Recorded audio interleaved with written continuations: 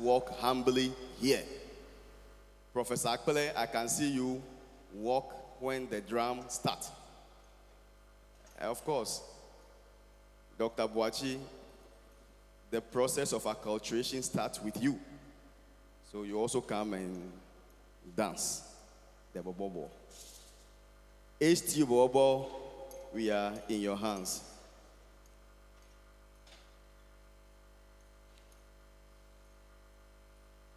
And all service personnel, you are also associate members of the bobo. So come, sing, dance. All service personnel, come, sing, dance.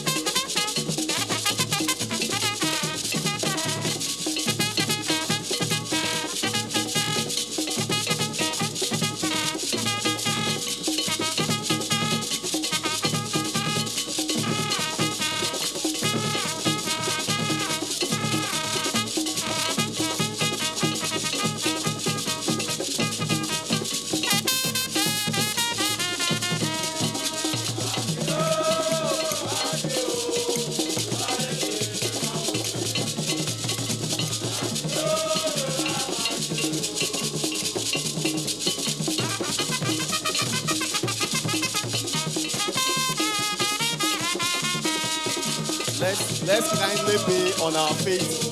Let's kindly be on our feet as we welcome the Honorable Minister for Food and Agriculture.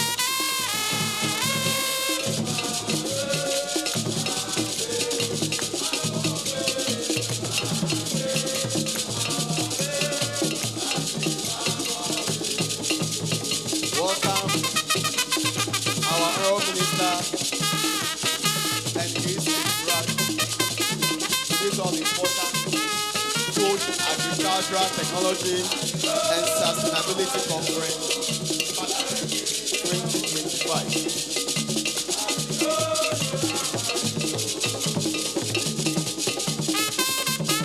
Cherish your esteemed presence with us, the Honorable Minister for Food and Agriculture.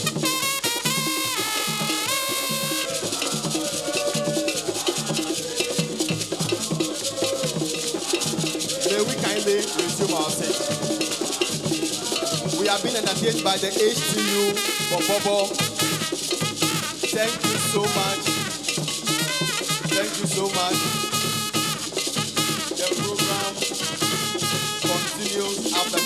rendition.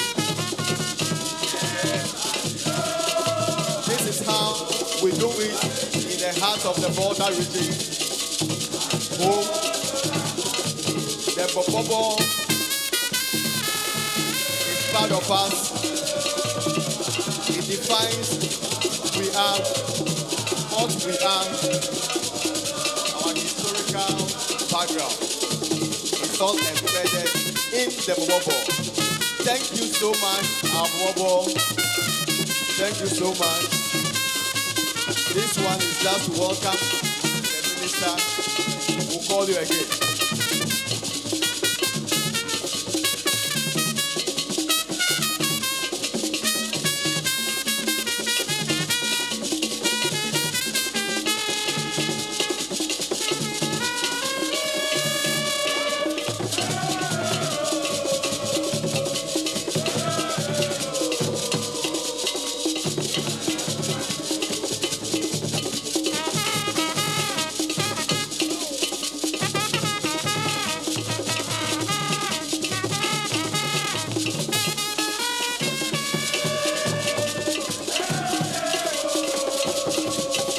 Thank you. Thank you. Akpen.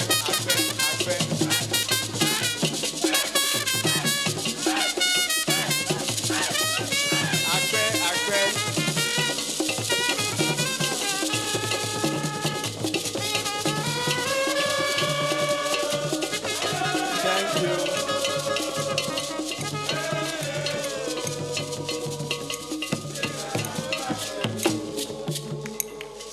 Thank you so much. Let's give it up to them. This is our own Bobobo, brewed in Hodenga University for us, by us, and will always be with us. Thank you so much, HTU Bobobo. We welcome the esteemed presence of our Honorable Minister for Agric. At the right time, we'll introduce the guest here with us. Ladies and gentlemen, you are once again welcome to the Food, Agricultural, Technology and Sustainability Conference 2025. Whilst I was preparing for this conference, something came up in my mind. Thinking about food sustainability. And come to realize that he who ignores leftovers will one day be left over. That is why I resolved never to ignore leftover food again in my house.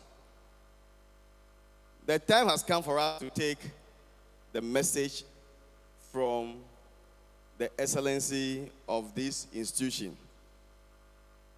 Vice Chancellor will now give us his address. Let's welcome him with a clap offering.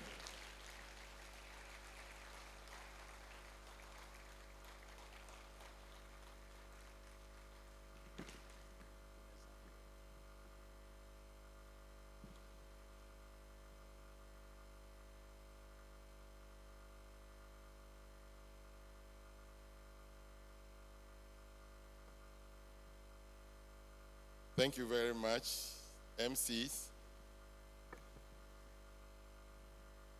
The Honorable Volta Regional Minister, the host, Honorable James Gunu, our Honorable Minister for Food and Agriculture, Honorable Eric Opoku. We are privileged to have you, and thank you for honoring our invitation.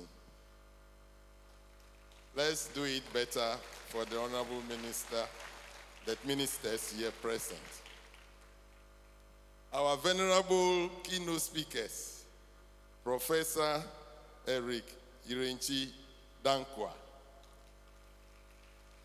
and Professor Mrs. Ibok Ansa Odro.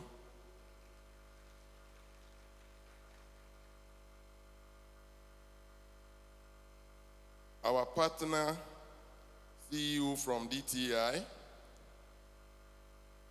a representative of our partner university in Germany, Rheinwald University of Applied Sciences, Professor Matthias Klinke.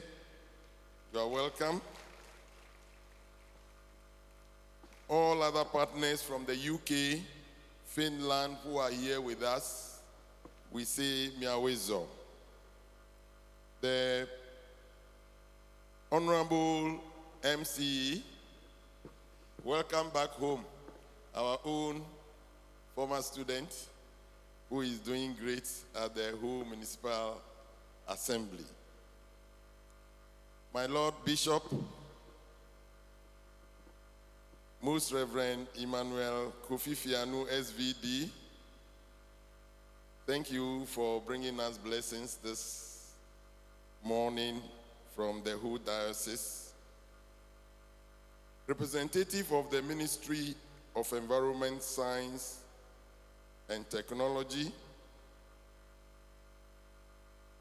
Mr. Esko Petit, Sustainable Manager of Atmosphere Organization in Finland, members of the Executive Management Committee, directors of Agric, directors from the various ministries, the Regional Coordinating Directorate, officials from the West Africa Center for Crop Improvement, WACI, who are here with us. Strategic Partnership and Engagement Lead for UNIDO, Mr. Joseph Yeboah, and I would like to acknowledge the Executive Director of the Ghana Circular Economy Center, hosted by Who Technical University, Mr. Kombate. Did I get the name right? President of the Vegetable Producers and Exporters Association of Ghana, our own friend and colleague, Mr. Kamasa, Managing Director of Pre-City Eco Park and Resort, Mr. Silas Dogbefu, my deans and directors, faculty, staff, students of Who Technical University, my dear friends and students from our senior high schools here present. Let's clap for them, because we are coming to talk about a very important theme: food, agriculture, technology, and sustainability. And we believe in Who Technical University that will catch them young, so that by the time they become like us, Ghana will not lament over food glut or underproduction of food. The minister is here, so I believe that he has some policy directives for us this morning. Ladies and gentlemen, I acknowledge everyone who is in this auditorium this morning. We attach utmost importance to your coming, and we value your presence. We are truly honored to have you here today at the opening ceremony of our Food, Agriculture, Technology, and Sustainability Conference under the theme, Rethinking the Future of Food and its Allied Systems in the Era of Sustainability and Circularity.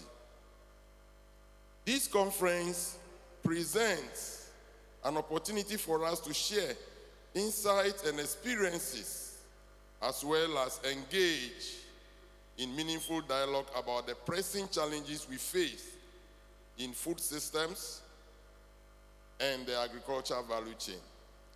It also presents a vital platform for us to be addressing crucial sustainable development goals, Goal 12, 13, and 17, and particularly the Goal 2, which emphasizes the need to end hunger, achieve food security, improve nutrition, and promote sustainable agriculture. Given the ongoing issues brought about by climate change, food and resource scarcity, and evolving societal needs, it's essential we rethink approaches to food production, distribution, management.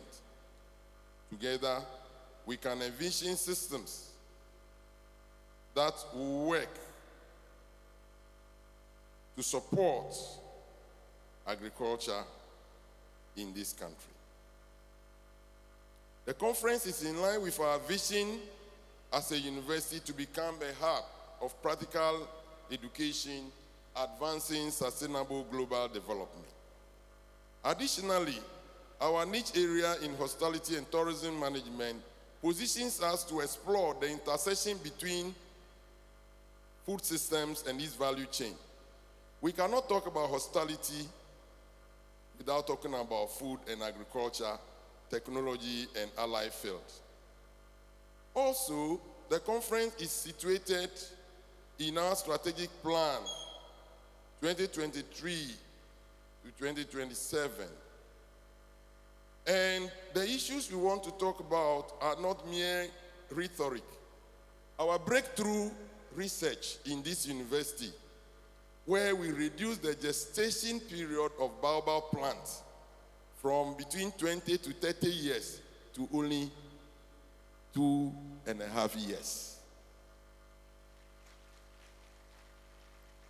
And this has attracted national and global recognition in Europe, US, Africa, and what have you.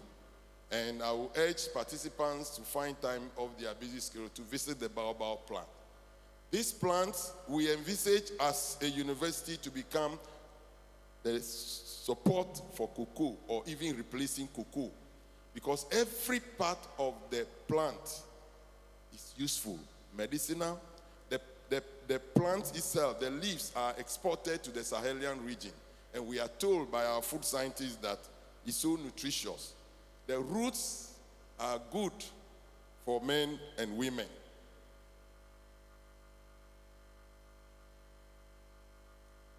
The fruits for beverages and so on and so forth. And this university is united around this breakthrough research to ensure. In fact, my food science people have just extracted oil from the baobab seed. And I'm being told that the oil is closer to olive oil. Can you imagine if Ghana is exporting this? And because it takes a shorter time to mature,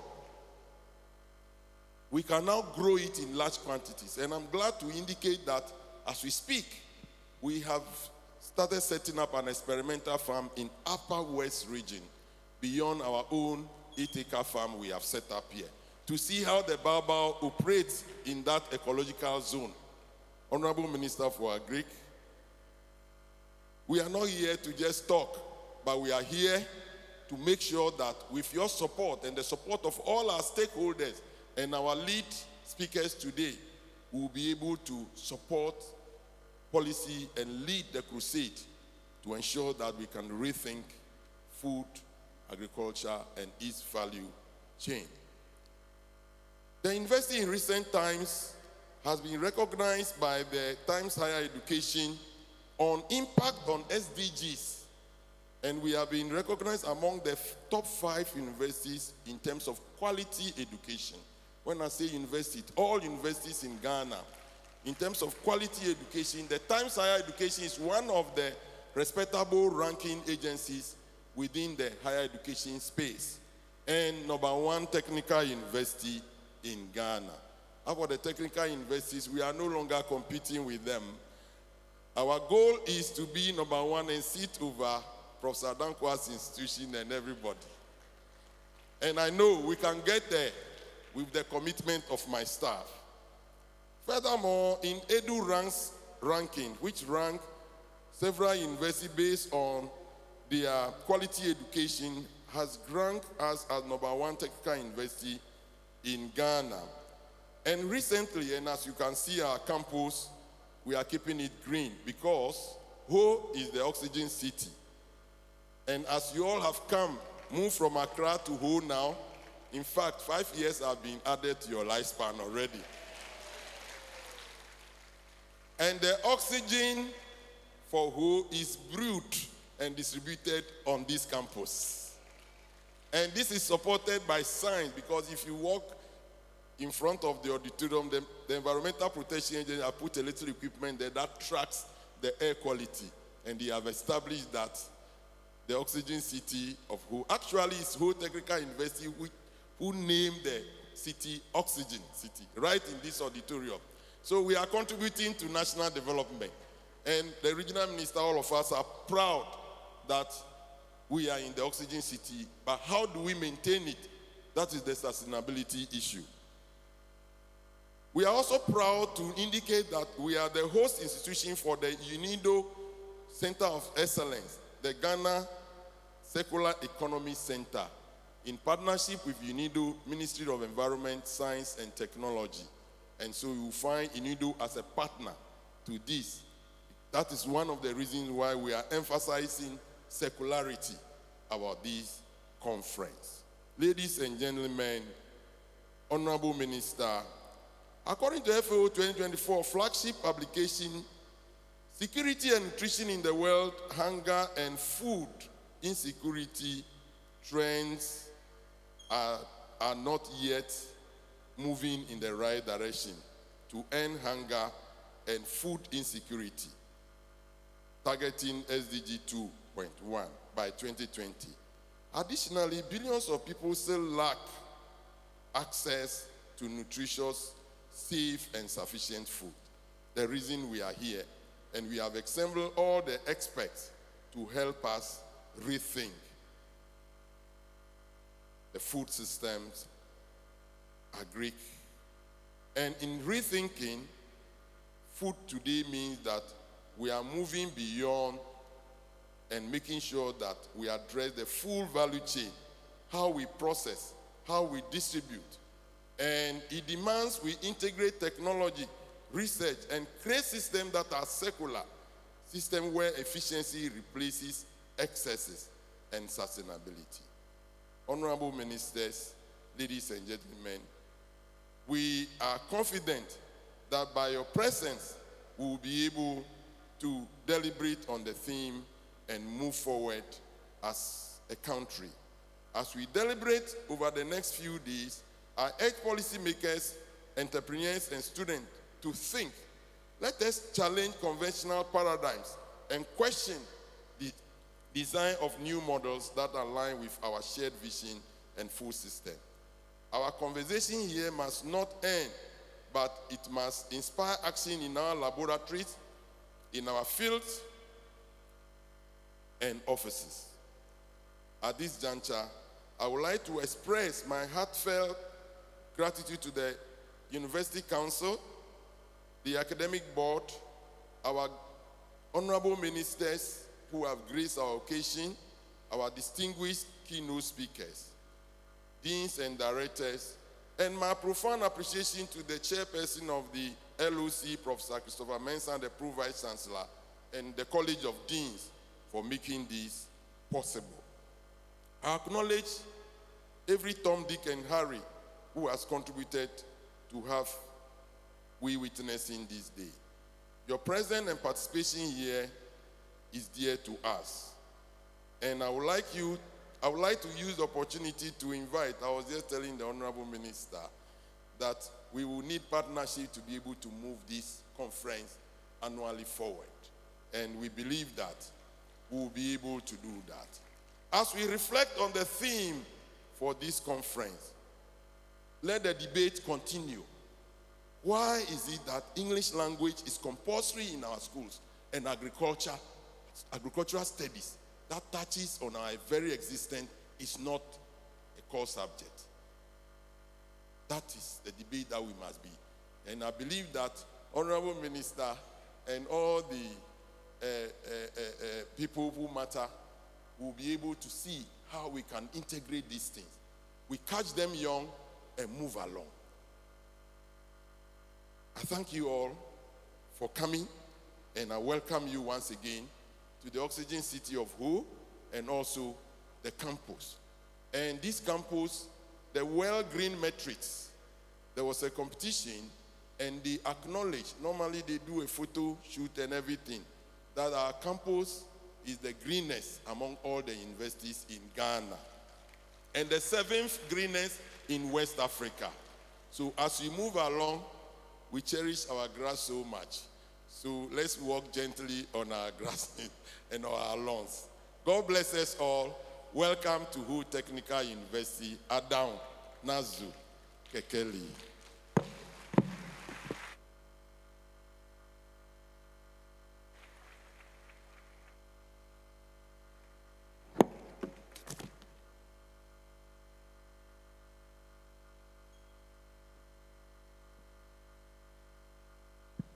We can do it better.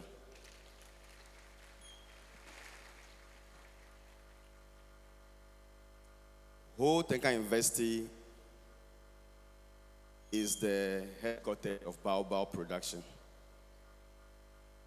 And one important thing I got from the Vice Chancellor's statement, I know you are all happy about it, the roots are good for men and women. Ladies and gentlemen, on that note of the roots being good for men and women, I want to do some few introductions. We have in our midst the Most Reverend, my Lord Bishop Emmanuel Kofi Fianu, SVD, Bishop of the whole diocese.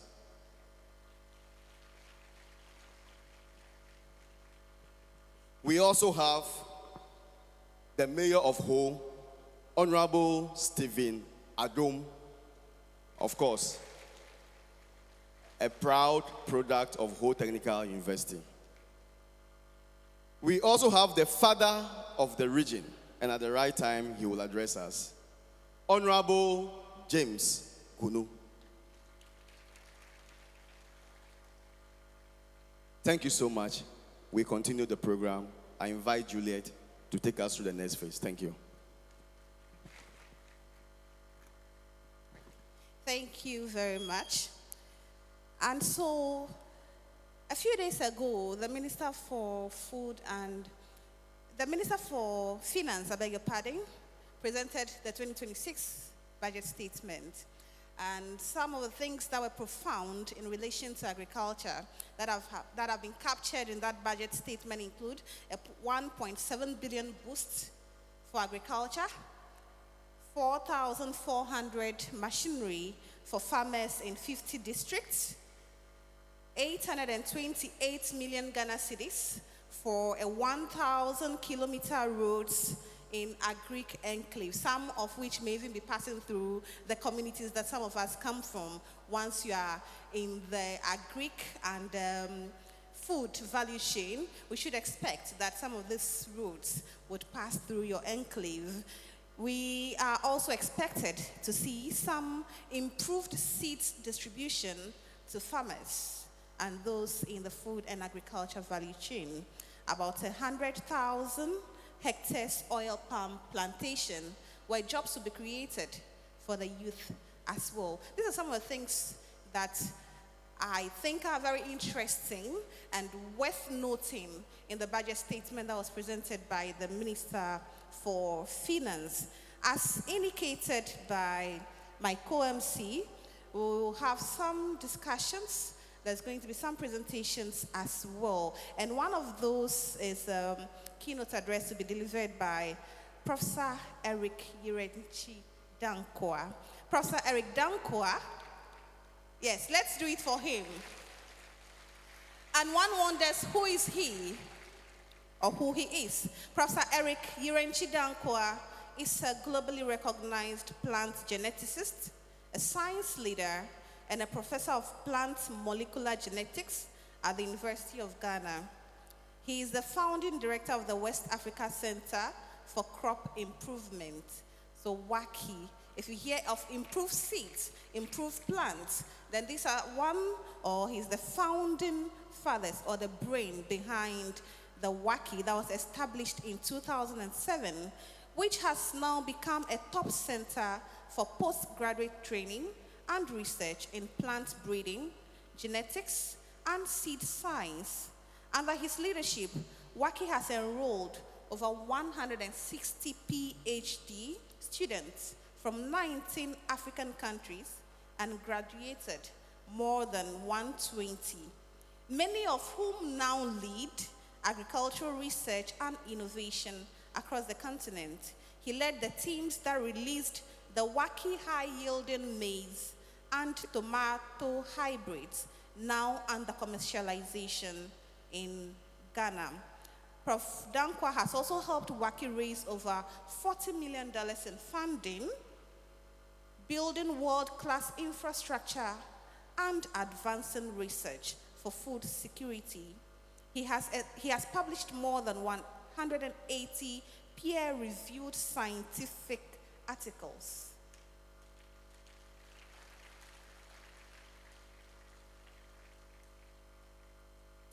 I like that compliment. Wow.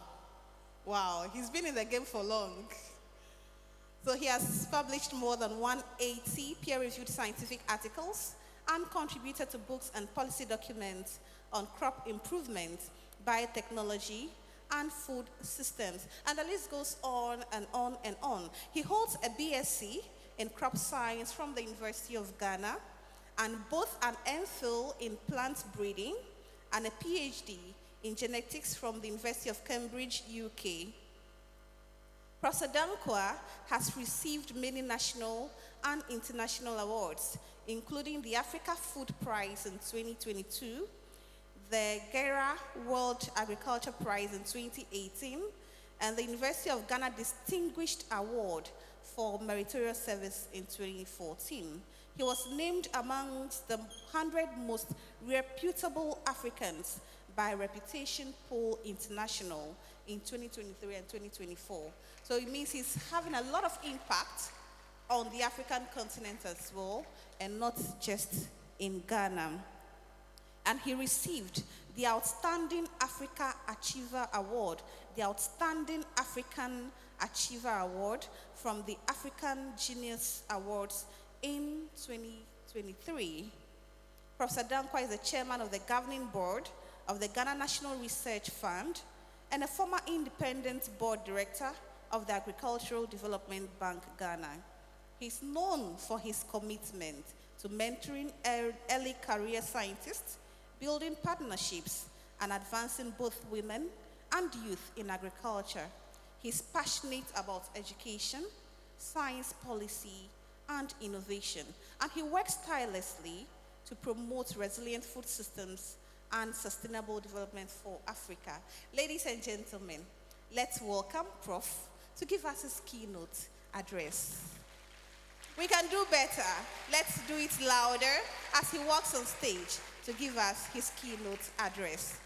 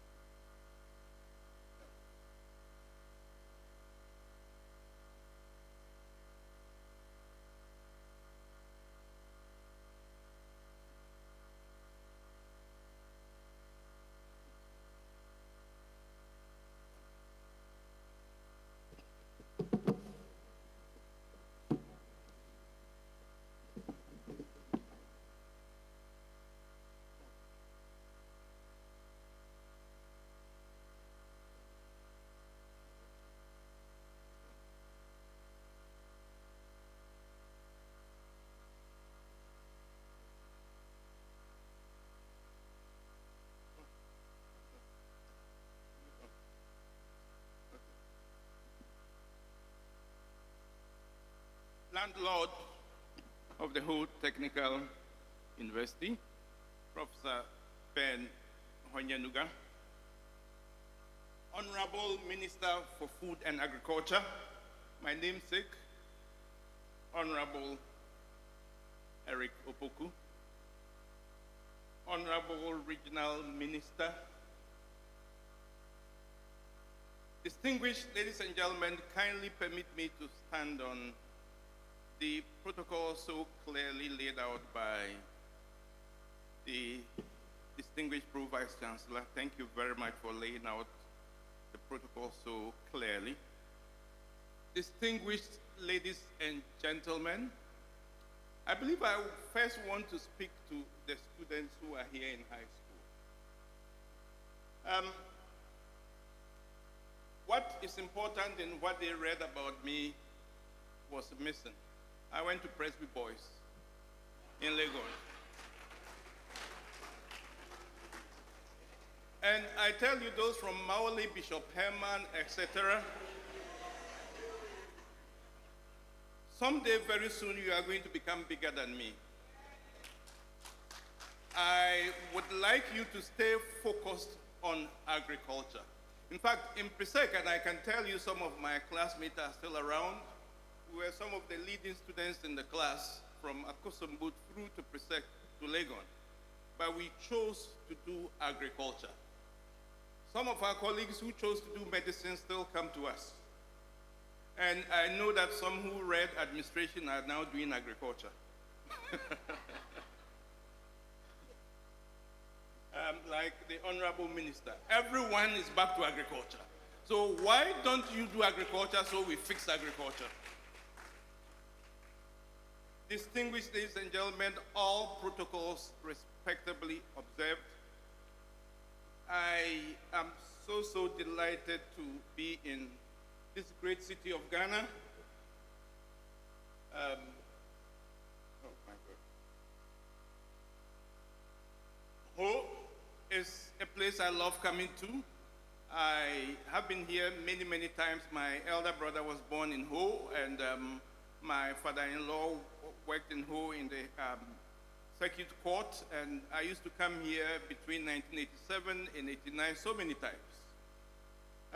When I received the invitation to come, I said I was going to come no matter what it will cost me to come to Ho to deliver this lecture.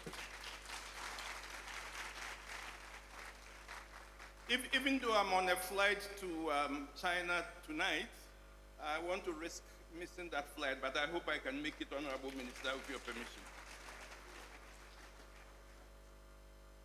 Distinguished ladies and gentlemen, the theme for the conference is so crucial for today.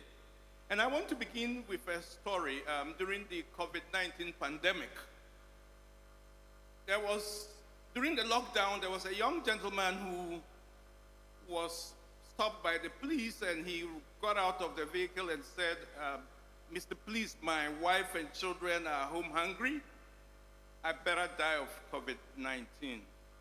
Distinguished ladies and gentlemen, food is crucial. Food is everything. Food is peace. What I've elected to do in this talk is to speak on from genes to generations, rethinking food systems in Africa. How can I get a slide? It's not coming. Oh, good. So I'm going to share a few reflections on some key areas. And I want to begin with Ho Technical University and then end with Ho Technical University. I'll be making some profound statements. We have some big persons in this audience, and I want them to pick something and then see how they can work with us to take this dear country of ours forward. So the first question I want to throw to Ho Technical University is, landlord, what is the real economic impact of your university on Ghana today? You'd want to move to the finance minister and ask for funding to do something. He would ask you, what is your economic impact besides training students, turning out students on an annual basis? I think it's a question we want to ask. And I want this university to be intentional in documenting what we are worth to the Ghana economy. A week ago, I was in the University of Cape Coast, and I did some benchmark in Cape Coast. I did ask Cape Coast University, what do you think you are worth in the country? Because the university I'm proud to have taken 2 degrees from recently did show what they are worth. Cambridge University is 4 times more impactful than the Premier League in the UK. And so one can understand why a cabinet minister or cabinet secretary in the UK will value a Cambridge professor more than someone who plays for Arsenal or, if you like, Tottenham or Chelsea. Annual worth is about 30 billion per year to the UK economy. Supports over 80,000 jobs. And for every pound spent at Cambridge, they can reap 11.7 pounds. The Premier League is worth only $7.6 billion pounds, and so you can see what I'm talking about. Very important that we look at this, and if we can build this level of impact in Ghana, you would understand why His Excellency the President or the Finance Minister will commit to, if you like, higher education. But I think it's important for us to note that hunger is rising. There are too many more mouths to feed, and the young ones are under threat. Look at what is happening across Africa and in Ghana, for example, if you like. And quite recently, in fact, the minister and I met in the US quite recently, and we had Sir Richard Roberts, who is a Nobel laureate, and he did make some profound statements that the time has come for breakthrough research, for science-based policy and bold collaborations to fix the problems that we have in the world today.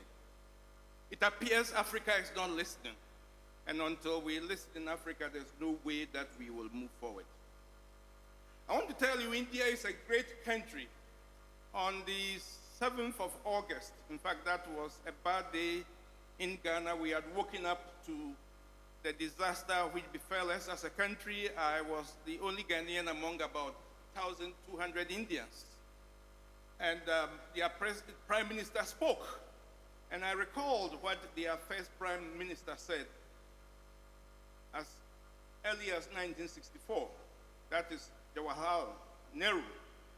Everything else can wait, but not agriculture. What is happening in Africa? It appears we are saying that everything else can go on, but not agriculture, because the kind of agriculture that we practice in Ghana and elsewhere today is not the kind of agriculture that we should practice, looking at the human capital that we have in the country today. It is not that African leaders have not spoken. We have spoken. We don't lack vision. We have vision. And Osajifo himself, Kwame Nkrumah, in fact, I will call him the first among equals. He said this at the founding of the Organization of African Unity, that it is within the possibility of science and technology to make even the Sahara bloom with verdant vegetation for agricultural and industrial developments. If Osajifo himself said this, why haven't we done it? So it's important for us to rethink food systems. Landlord, Honorable Minister, Africa has huge potential. But you see, we don't eat potential, do we? No.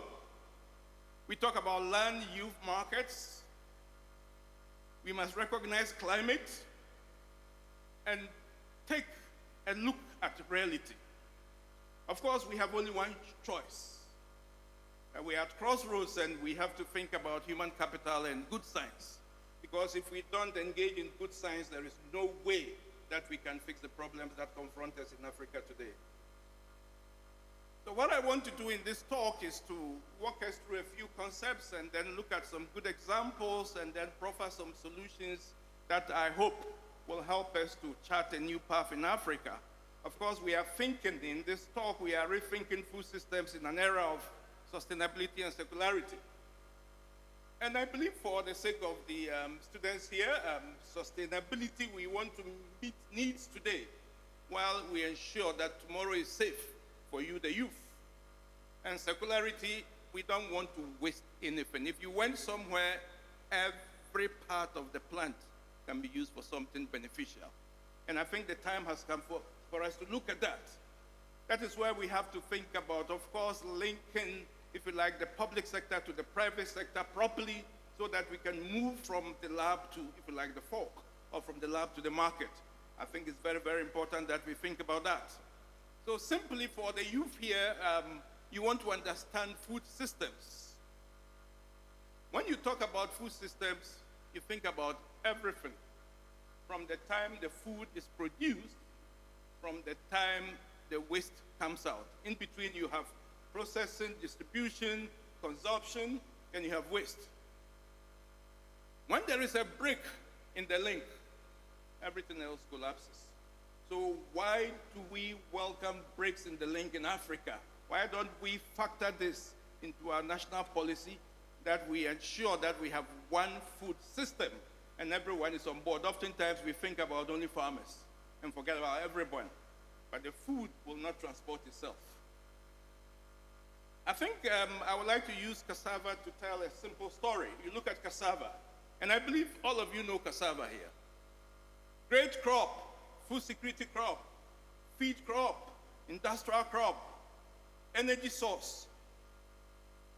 Youth enterprises can come out of cassava.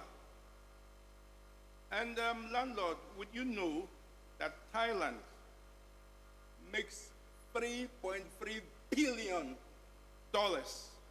from cassava starch on an annual basis? And you have a country, Ghana, going to the IMF for $3 billion loan to survive, when we can make billions of dollars from cassava. I think we have to rethink food systems in this country. So we can look at cassava also as a sustainability crop. Because, of course, lands which you wouldn't use for agriculture, you can use for cassava. And you can feed nations. You can sustain a nation. You can support families. You can protect the land. And you can also demonstrate circularity in cassava. Just look at the examples that we have there. Nothing is wasted. Nothing at all. Even the wastewater can go into manufacturing. Even the wastewater from cassava.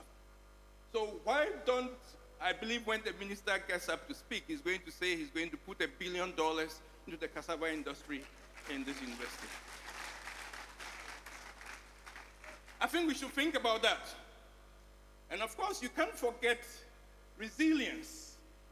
You can't forget resilience. We are looking for resilient crops, which is very important. And I use one example in rice over here. Do you know, landlord, that in Asia, when there are floods, rice can sleep under the flood for about 2 weeks. And after 2 weeks, when the floods go, the rice would resurrect.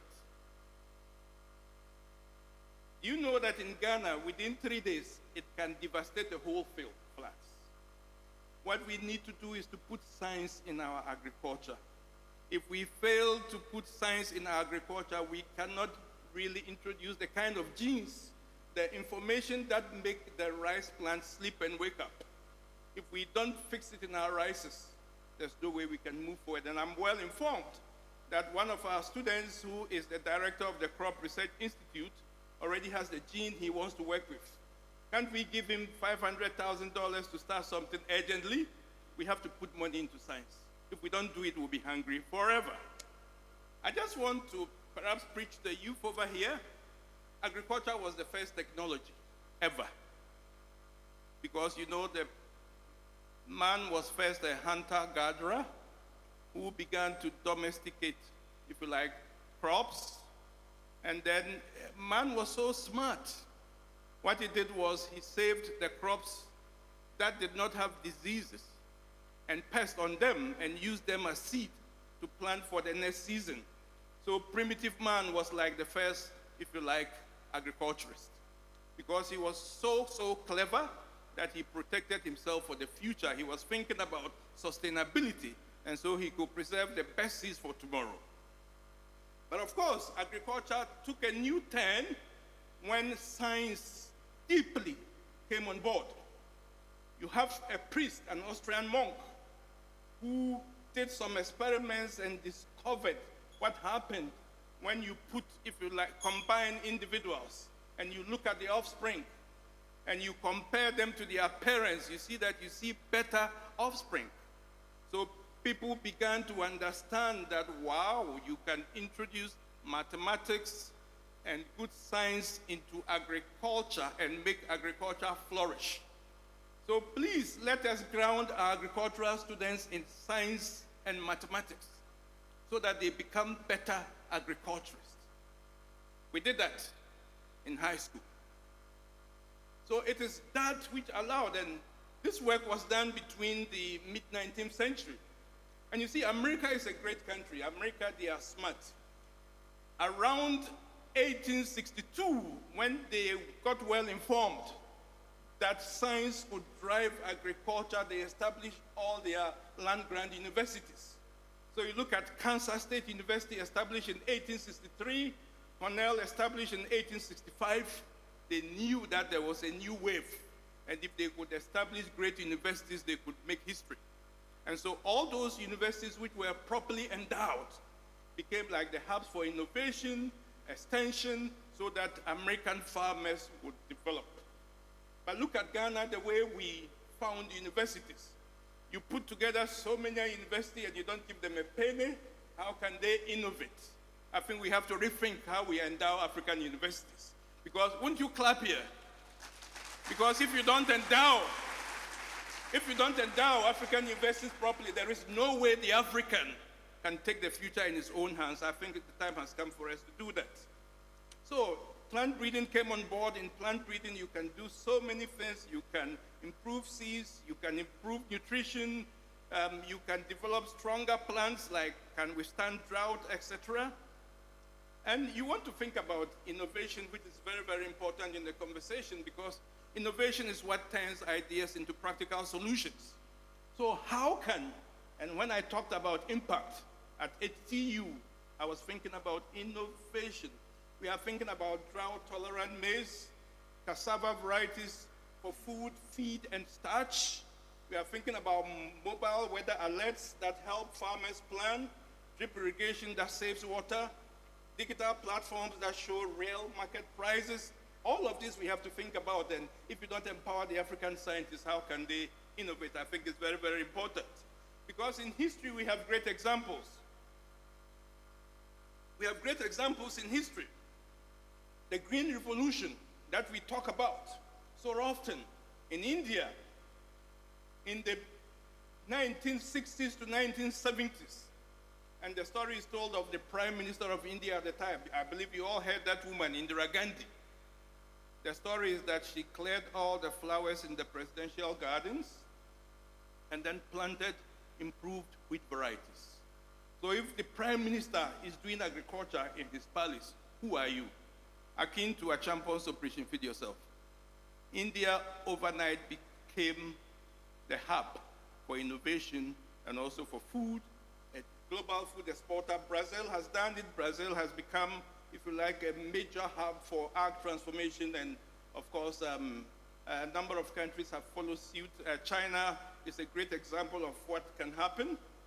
And I believe the question we want to ask is, how did they make it? Simple. Bold investment, strong institutions, farmer-centered policy. I see some good things around, but they are not good enough. We have to be good enough. So we look at Embrapa. Embrapa is a great model. I mean, they can show you the returns on investments. So when they go to the minister, they say, Minister, look at this. Look at the returns. The minister say, okay, collect this and move forward. So we have to show some of the returns on investments in the kind of work that we are doing. Huge investments. I just want to show this great example from the European Union. Between 2000 and 2015, I believe you all heard about the Millennium Development Goals. The European Union had invested boldly. And I believe our honorable minister will love this slide because they did ex-ante and ex-post analysis over here and published. And so we have data which shows that investment in plant breeding pays. And in the EU, they can project to 2040 and show you that they are going to reap about $36 billion a year from investments that they made in plant breeding. So, Minister, if you see these numbers, wouldn't you be happy to give us money? He will be. And I think these are the numbers we want to show to the Minister of Agriculture. I think it's important that we look at data and see how we can provide policy material to them. This is convincing evidence that plant breeding is a game changer. Very, very important. So I come to Africa again. Look at us. We talk about population. And very soon, 1 in 4 people globally by 2050 will be African. That is serious. 25% of people in the world will be African. How are we preparing for that? Look at what we present. Only about 2% of world research output.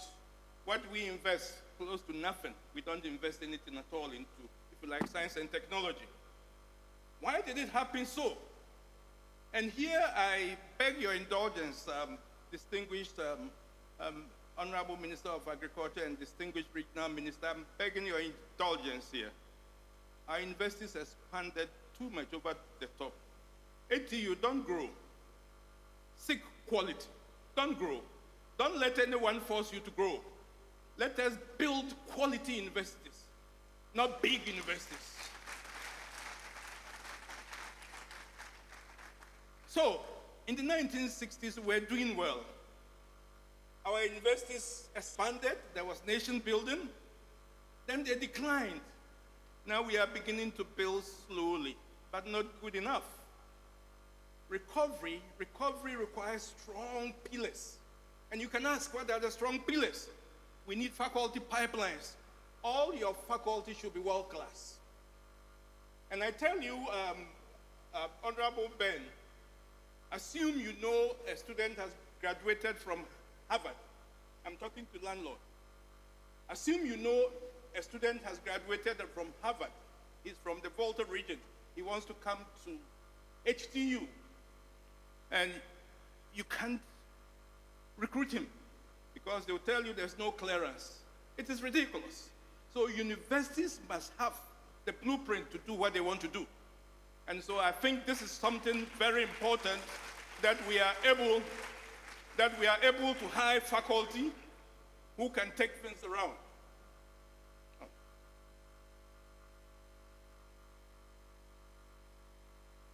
We can look at why Ghana is here.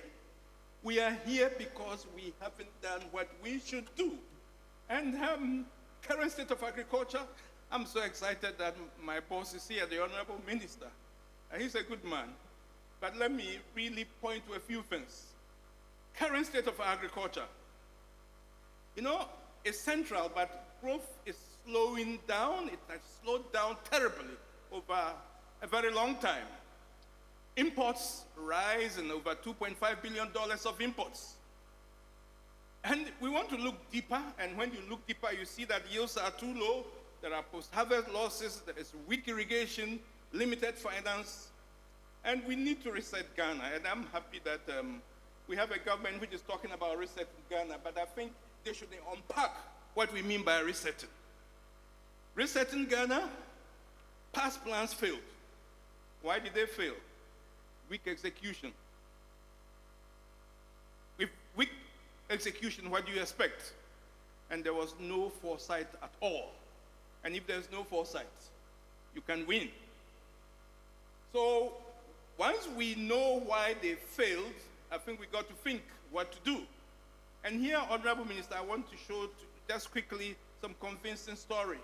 In 2006, when we saw that everything was horrible, some of us took off and established collaborations. And you can see that dilapidated building at the top corner. That is where we started from. That was the building the Vice Chancellor pointed to us as available for the start of the program. Overnight, we moved it to where you can see down there, a rehabilitated building, and you can see some people in the middle. Maybe you can't recognize them, but that is Elizabeth Ohene, who at the time came to our inauguration as Deputy Minister of State for Education. But overnight, 18 years forward, we have transformed into perhaps one of the leading centers in the world. I'm not talking about Ghana.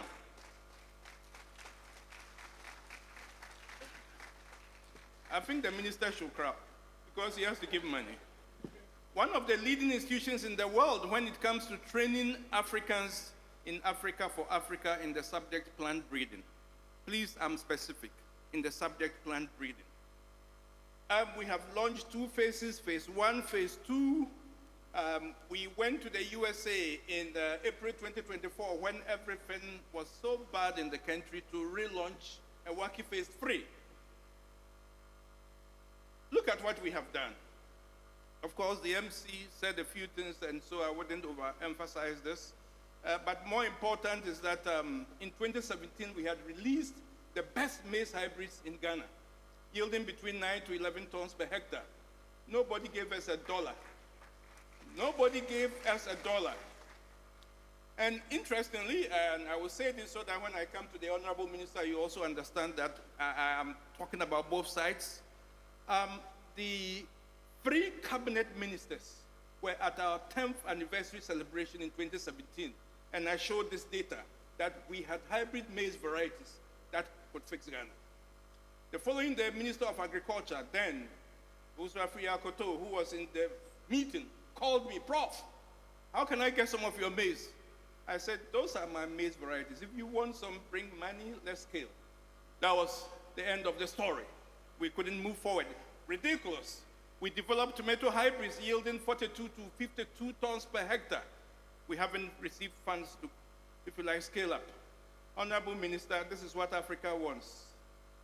Human capacity, individuals, well-trained scientists who can stand their own anywhere in the world. And we train students better than you can find anywhere in the world in plant breeding for Africa.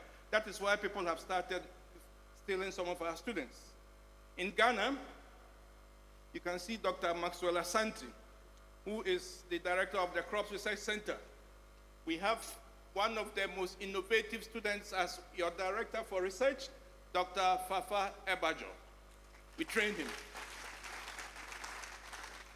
And Honorable Minister, I wouldn't be surprised if Dr. Fafa Ebajo becomes one of the leading scientists in Ghana in the kind of work he's doing.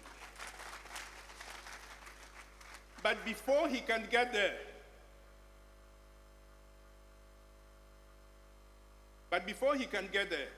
you have to support him. If you don't support him, how can Fafa get there? He couldn't wait for me to come because he had to make some money in Rome or somewhere. So he had to travel because someone else pays for his work.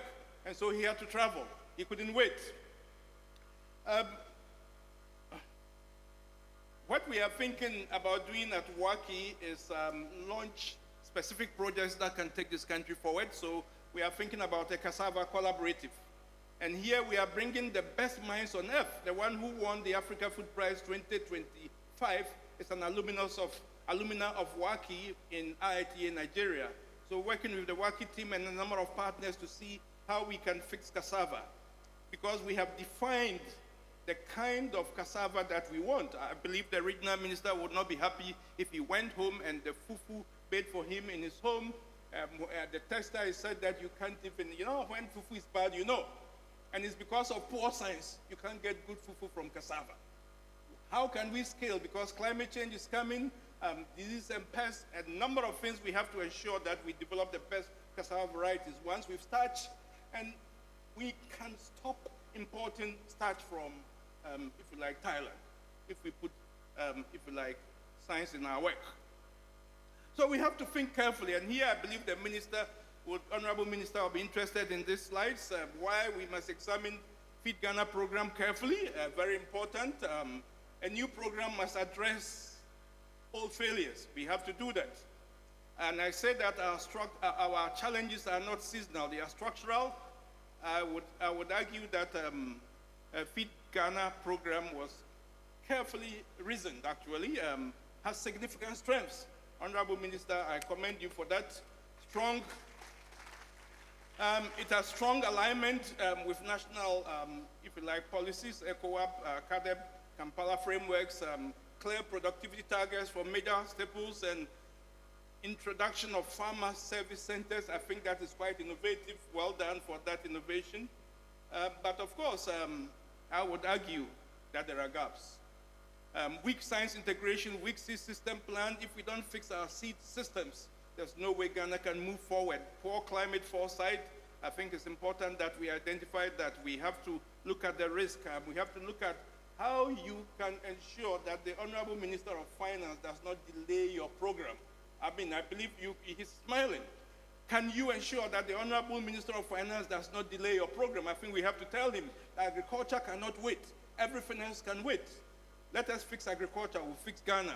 So it's important that we ensure that there are no delays.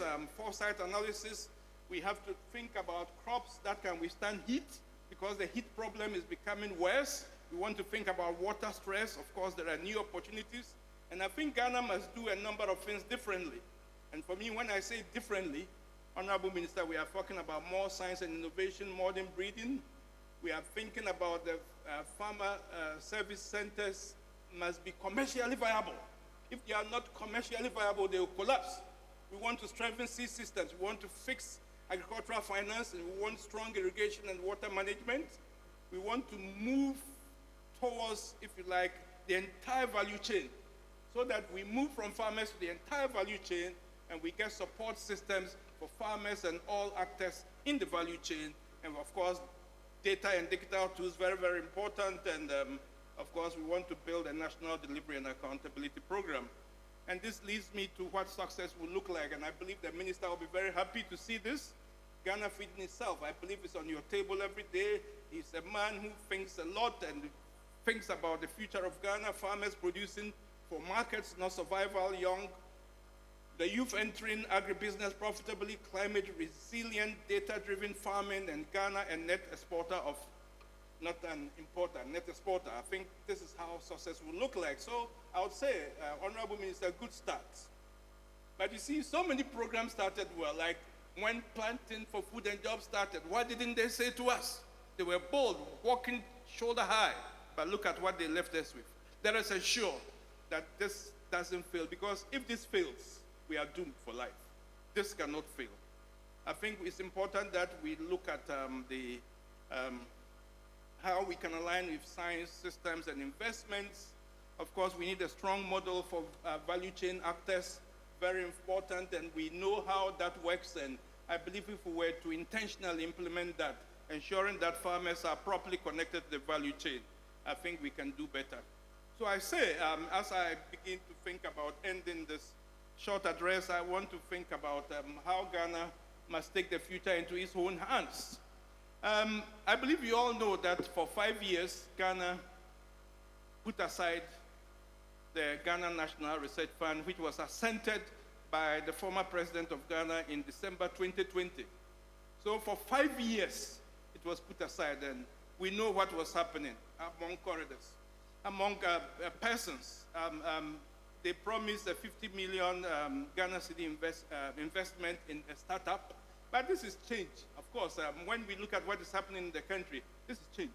And I believe cabinet ministers should begin thinking about how they can obligate, of course, the government to release more funds for research. I think it's very, very important. But the good news is that the current government has inaugurated the governing board of the Ghana National Research Fund. Honorable Haruna Idrisu himself inaugurated the board on 4th June. 4th June is a very important day, and you know why? Honorable Minister, that's the day I walked out of PRESEC as a sixth former. I finished this form. That's why it's an important day. Great day it is. So I just want to challenge us. I believe, Honorable Minister, you met him when he came here. Did you? Yes. I met him in August 7th. This is what he said when he launched the Anun Sandan National Research Foundation in India. In India. Honorable Minister, I believe the students, you have read this. Have you? Can you read it aloud to me?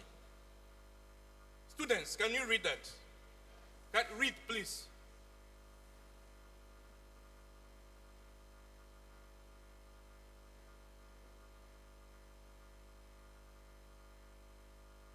Let's give them a round of applause.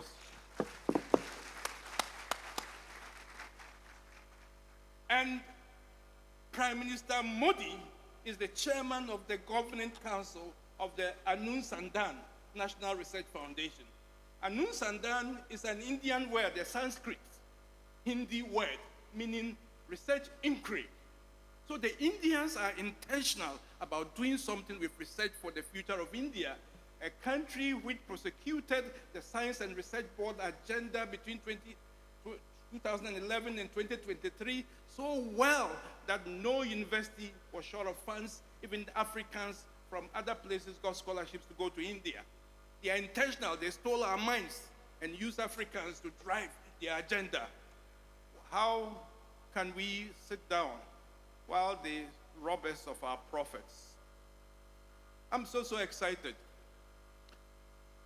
that His Excellency the President of Ghana, John Dramani Mahama, has been very, very serious with the Ghana National Research Fund. A few weeks ago, he wrote to me. I couldn't sleep that day. I was so happy. I was jumping around my room when he said that he was going to launch the Ghana National Research Fund on June 4, 2026. Let's give the government a round of applause.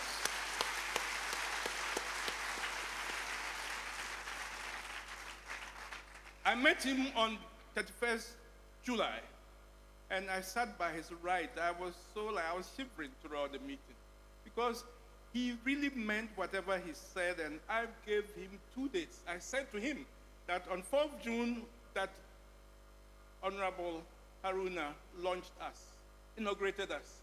I walked out of Presec. 4th June 1979. Ghana is only 10 months older than me. I walked out of Presec. So, Honorable Minister, your senior brother is telling you that when you go to cabinet, say to the president you are going to support him on June 4th, 2026. All of you should support him so he achieves his vision for Ghana. Because without you all, he cannot achieve it. And tell the Honorable Minister of Finance that if he fails to make a commitment, direct commitment to the Ghana National Research Fund, perhaps your program can never take off. I tell you, we are intentional about what we want to do at the Ghana National Research Fund. We believe in game-changing examples. We are thinking about doubling yields of cocoyam, of yams, of cassava, of maize, of rice, of pearl millet, of even soybean. We are thinking about doubling yields. We are thinking about zero post-harvest losses. We can move from 30% to 5% with good science and artificial intelligence. We can do that. It's all a question of funding. We are thinking about Ghana becoming a net exporter of food, and we are thinking about climate-positive farming. Beneath all this, Honorable Minister, must be the talent that we have to develop along the value chain so that they can deliver on the promise. So, Honorable Minister, I give you a birthday present here.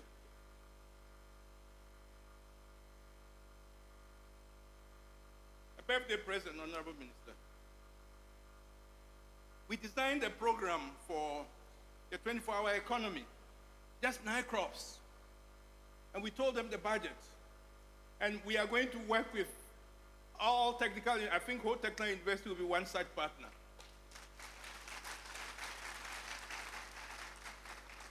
We are going to work with industry, and we are going to work with the Crops Research Institute and the Savannah Agricultural Research Institute, and also the Plant Genetic Resources Center at Bunsu, and KNUST and UCC, and we are on a crusade.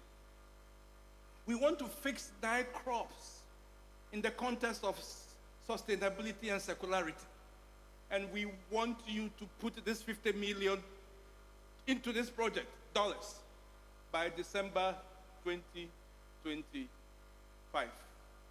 So we start. It can be funded in tranches. So first year you can give us about 30% of this budget, so we begin the project. Because the outcomes are outcomes that will blow your mind. We are talking about in the next 5 years, we cut off. I was telling the Honorable Atu Kesel Forsen that can you imagine if Ghana cut off food imports?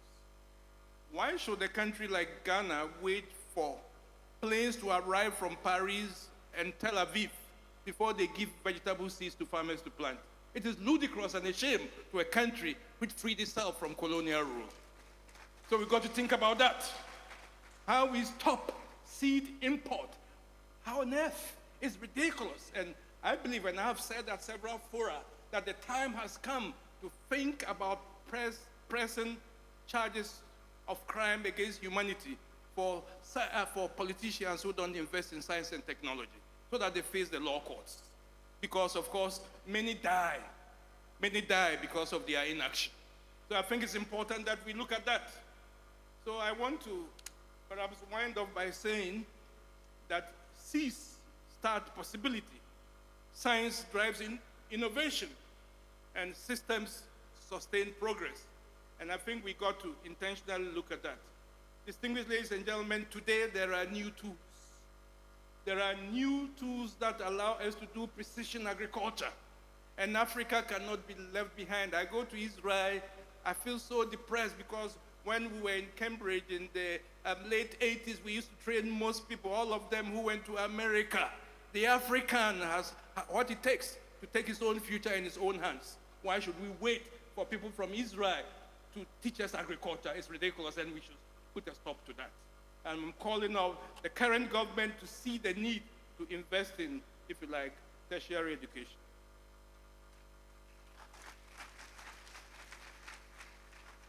I have 3 minutes more to close up according to the time I was given, and I will close on time. I have to travel. Honorable Minister, Honorable Regional Minister, His Eminence, the Bishop of the whole diocese, are there Togbe Wo and Mama Wo here?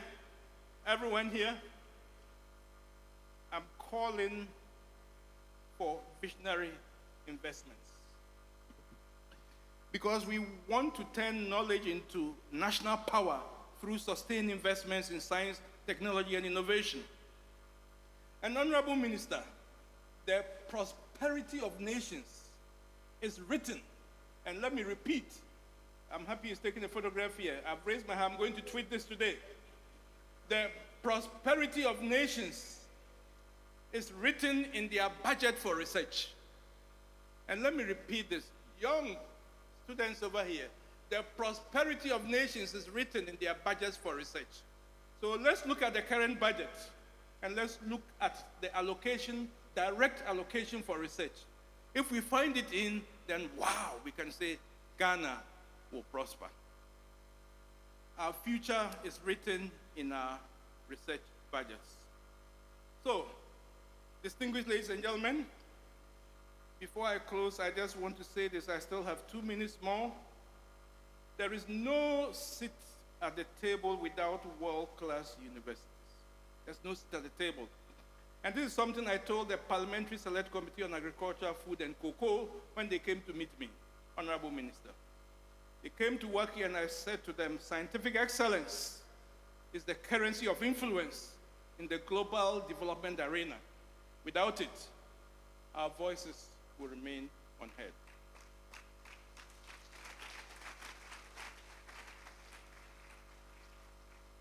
Without world-class universities, our voices will be weak.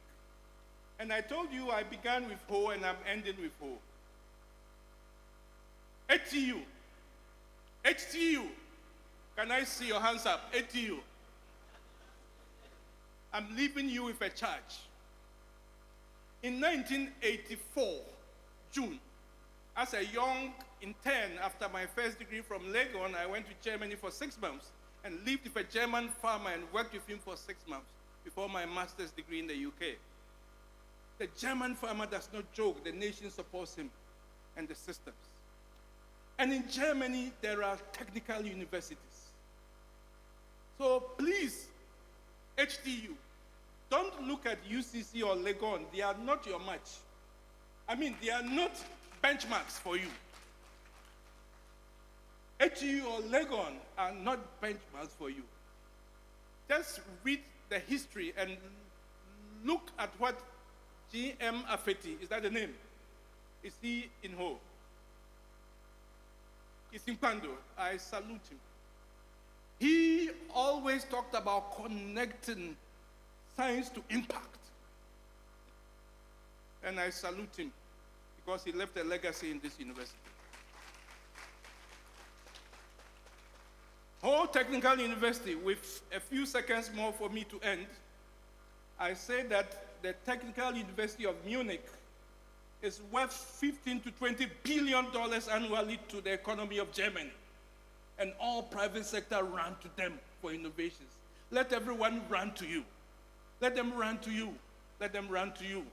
And use If you don't have partnerships with them because they have agricultural sciences, look them up, do something with them, let them carry you and move forward. I tell you, had it not been Cornell University, I wouldn't be standing here.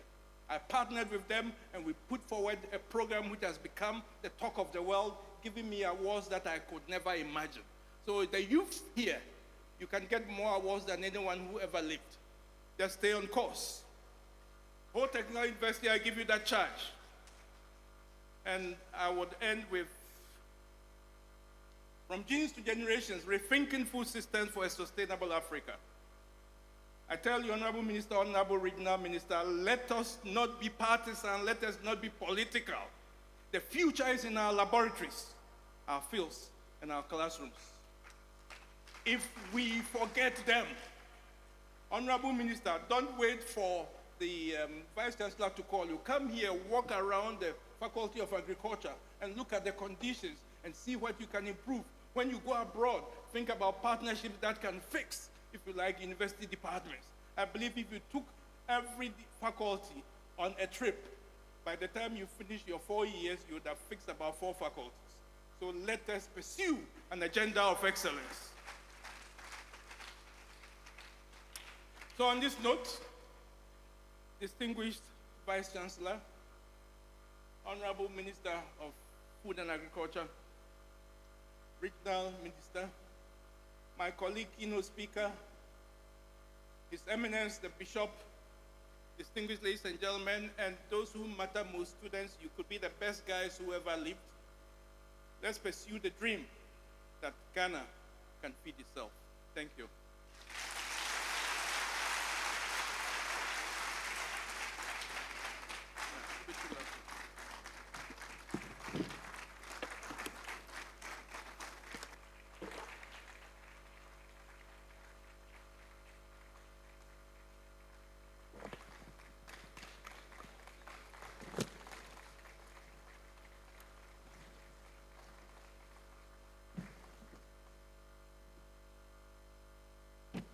Let's be seated, please.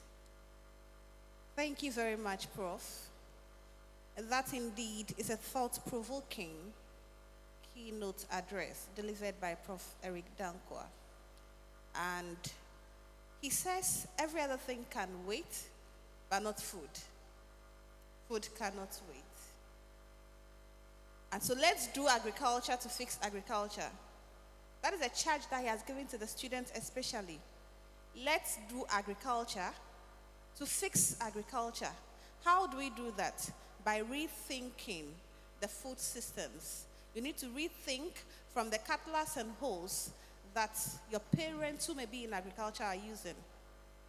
You need to go into the labs. You need to think improved seeds. You need to think research. So there's so much for us to do if you want to go into agriculture and food. And so together, we should all be looking at that crucial activity that would be taken to improve food, agriculture, and sustainability in a modern way. We want to acknowledge in our midst this morning some other guests that we are privileged to have. We have Mr. Christopher Latte from the Ministry of Environment, Science and Technology, MEST. He's the rep of the minister. We also have Dr. Shamsu Adozakar. Shamsu Adozakar from Nigeria. Welcome. We have Professor Phyllis Otu, rep, Accra Technical University. Dr. Charity Ahiabo, also from Accra Technical University. Bernard Nanai Champong, rep from Food and Agricultural Organization, FOA. Francis Amesawu, Ghana Irrigation Development Authority.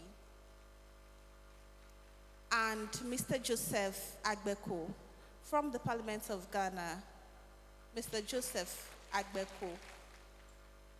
All right, so as we proceed, we'll be doing more and acknowledging the dignitaries that we have in our midst. In the meantime, if you are a student, especially for our senior high school students that are in our midst today, and you are considering any of the programs in agri and food technology, there are options available in Whole Technical University that you could consider.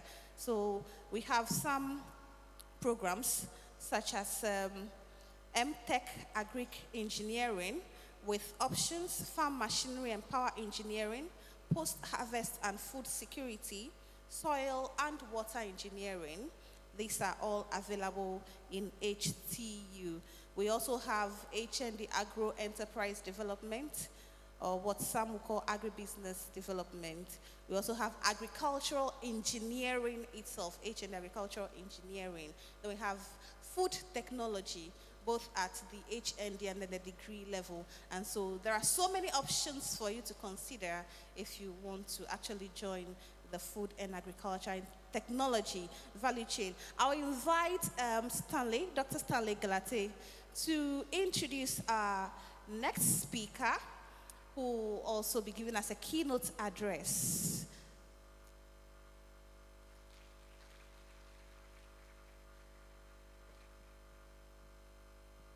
Thank you, Julie. But before we do that, Prof. Eric made it clear that he is traveling to China today.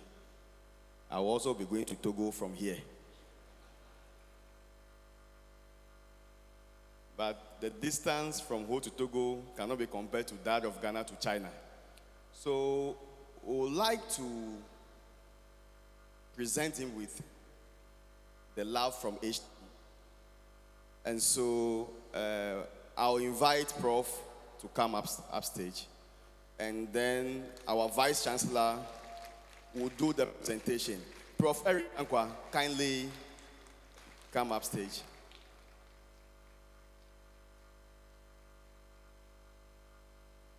Thank you very much, Honorable Minister, ladies and gentlemen.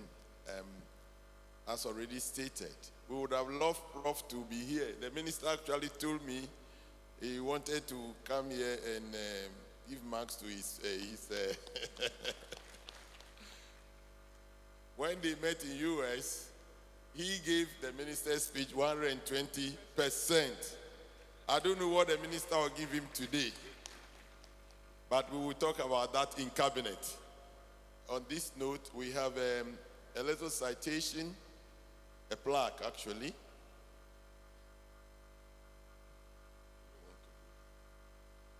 Come here, Prof. The press one. This is from management, faculty, staff, and students of this university. It's something that we want to visit and see on your table as a constant reminder of the challenge you've thrown to us. And I want to assure you that we'll live up to expectation. And we want to appreciate your time in joining us this morning. So on behalf of the honorable ministers and everybody here present, I do present this. MCs, please come for this.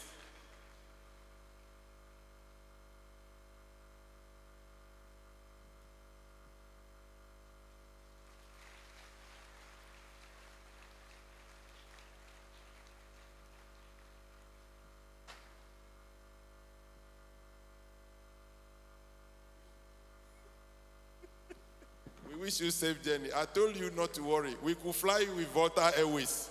That one you don't need airport. You just stand here and you are in the plane.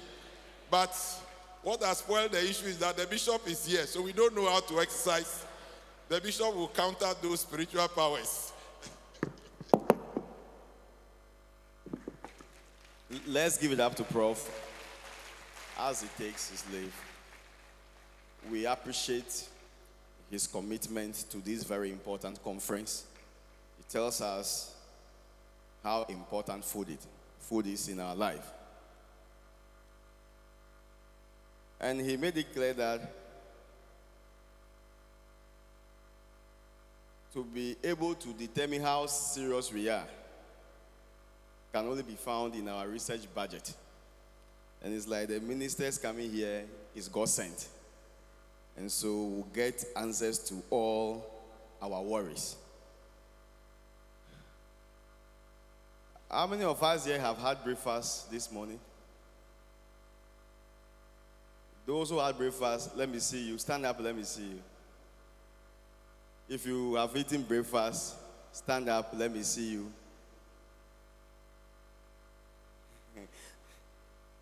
No one has eaten this morning. Only probably has eaten breakfast.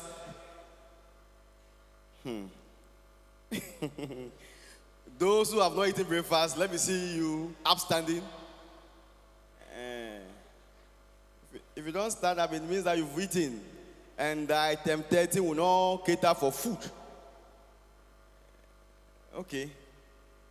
No matter what happens in life, make sure to eat. So don't repeat that mistake of not eating in the morning again. Try and eat no matter what. Ladies and gentlemen, we are still at the Food, Agriculture, Technology and Sustainability Conference 2025 being held by Old Technical University. And listening to our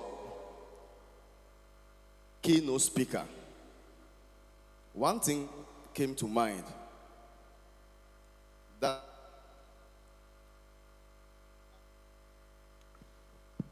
whenever we are wasting food, let's remember that a plant is crying somewhere saying, I grow for nothing. Let us not waste food. Food is life, and it constitutes our very existence.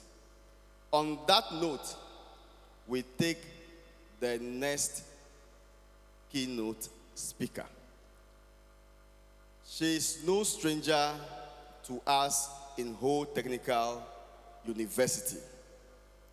She is an astute researcher and a professor of post-harvest technology at the Department of Food Science and Technology, KNUST. She had her BSc in 1985 and MSc 87 degrees in chemistry at the University of Ibadan, Nigeria, and a PhD in post-harvest technology at the University of Cranfield, UK. Our next keynote speaker has distinguished herself in developing innovative approaches for nutrient enrichment with indigenous plant and animal species and in post-harvest management of crops. Her impactful research and leadership with over 170 high-impact publications. 170 high-impact publications. And the one here is a she. Impact and leadership have contributed to efforts towards alleviating food insecurity, malnutrition in Africa.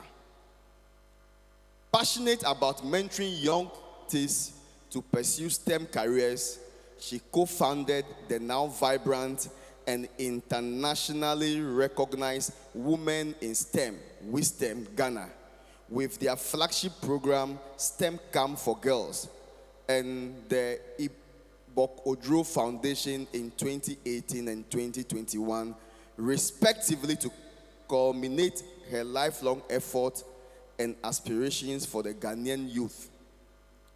Beyond academia, our distinguished keynote is the president of Women in Science, Technology, Engineering, and Mathematics Ghana, board chair of the International Leadership Foundation Ghana, and founder of the Ibok Odro Foundation, which mentors emerging scientists, leaders, and entrepreneurs. Mentorship has shaped many professionals now occupying leading positions in academia, government, international organizations, and agribusiness, several of whom have founded successful food processing and nutrition enterprises. Indeed, she is a true trailblazer And it is no surprise that she is the immediate past and first female provost of the College of Science 2016 to 2018, making her the first female academic to occupy such high managerial and leadership position at KNUST after serving in different deanship and head of department positions. Ladies, gentlemen, let's welcome our next keynote speaker, Professor Mrs. Ibok N. Odro. We can do it better. We can do it better. Let's keep clapping as she walks to the podium.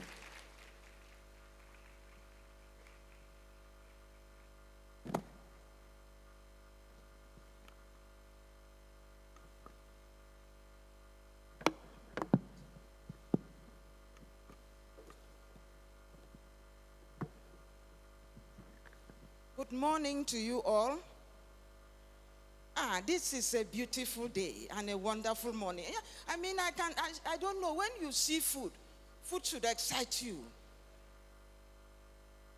Are you getting it? But I'm seeing people sitting down just, but food is good. Food is what? When he was asking how many people have eaten, I saw the whole place was quiet. I'm sure you have eaten, haven't you? You have not eaten. Oh. This morning, as they said, that I am not a visitor here. I feel very, very comfortable because this is home for me. This is what? Home for me. So you know that we'll be looking at things that everybody will enjoy. Everybody will do what? Enjoy. So please, everybody, including the leader, should permit me just to stand on the existing before I make mistake. On the protocol that has been established. That has been what? Established. So that I can deliver what I have to. Permission granted? This side is quiet.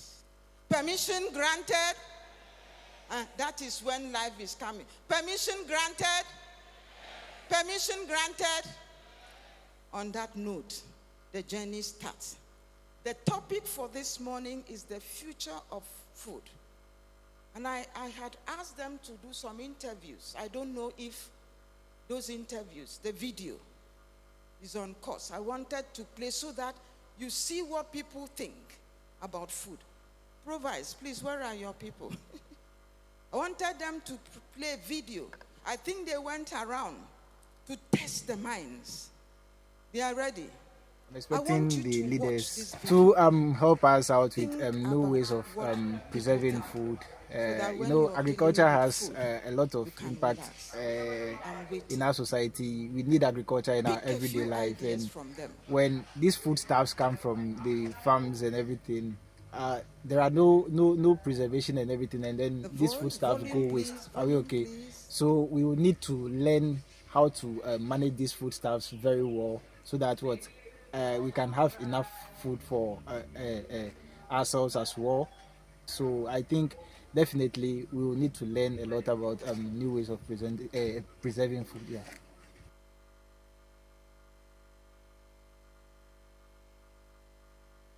I'm expecting the leaders to help us out with new ways of preserving food. Agriculture has a lot of impact in our society. We need agriculture in our everyday life, and when these foodstuffs come from the farms and everything, there are no preservation and everything, and then these foodstuffs go waste. Are we okay? So we will need to learn how to manage these foodstuffs very well, so that we can have enough food for ourselves as well. So I think definitely we will need to learn a lot about new ways of preserving food. Yeah. My main focus will be about how technology will help agriculture. And we know that we live in a world where almost everything around us is surrounded by technology. So we have to know what kind of technological tools will be help to increase crop yield, will even help to reduce pests and all those things that worry the crops, and even technology that will help us know more about the weather and how, let's say, how hot the sun should be for a particular crop and all those things. My main focus will be about how technology will help agriculture. And we know that we live in a world where almost everything around us is surrounded by technology, so we have to know. For a long time. I'm expecting the leaders to help us out.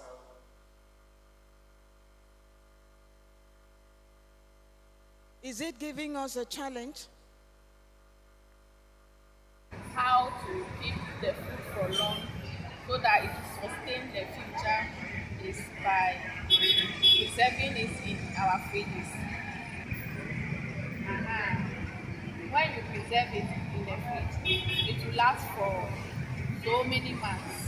Technology is really helping us for a long time.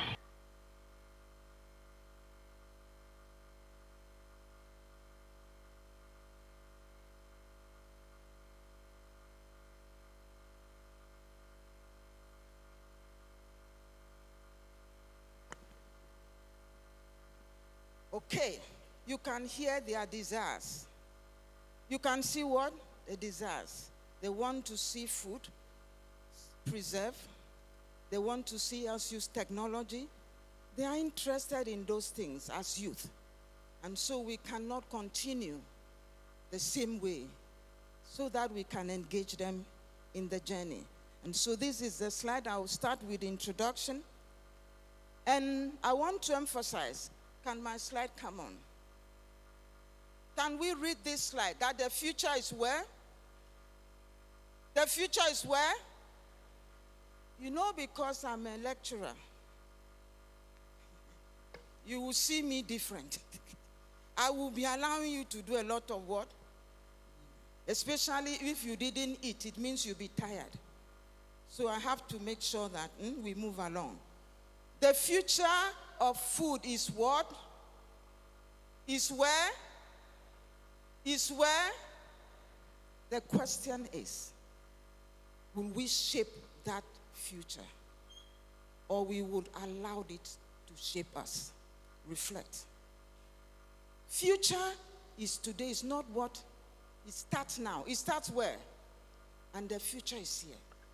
The question is, would we in this room shape that future, or we will allow it to shape us?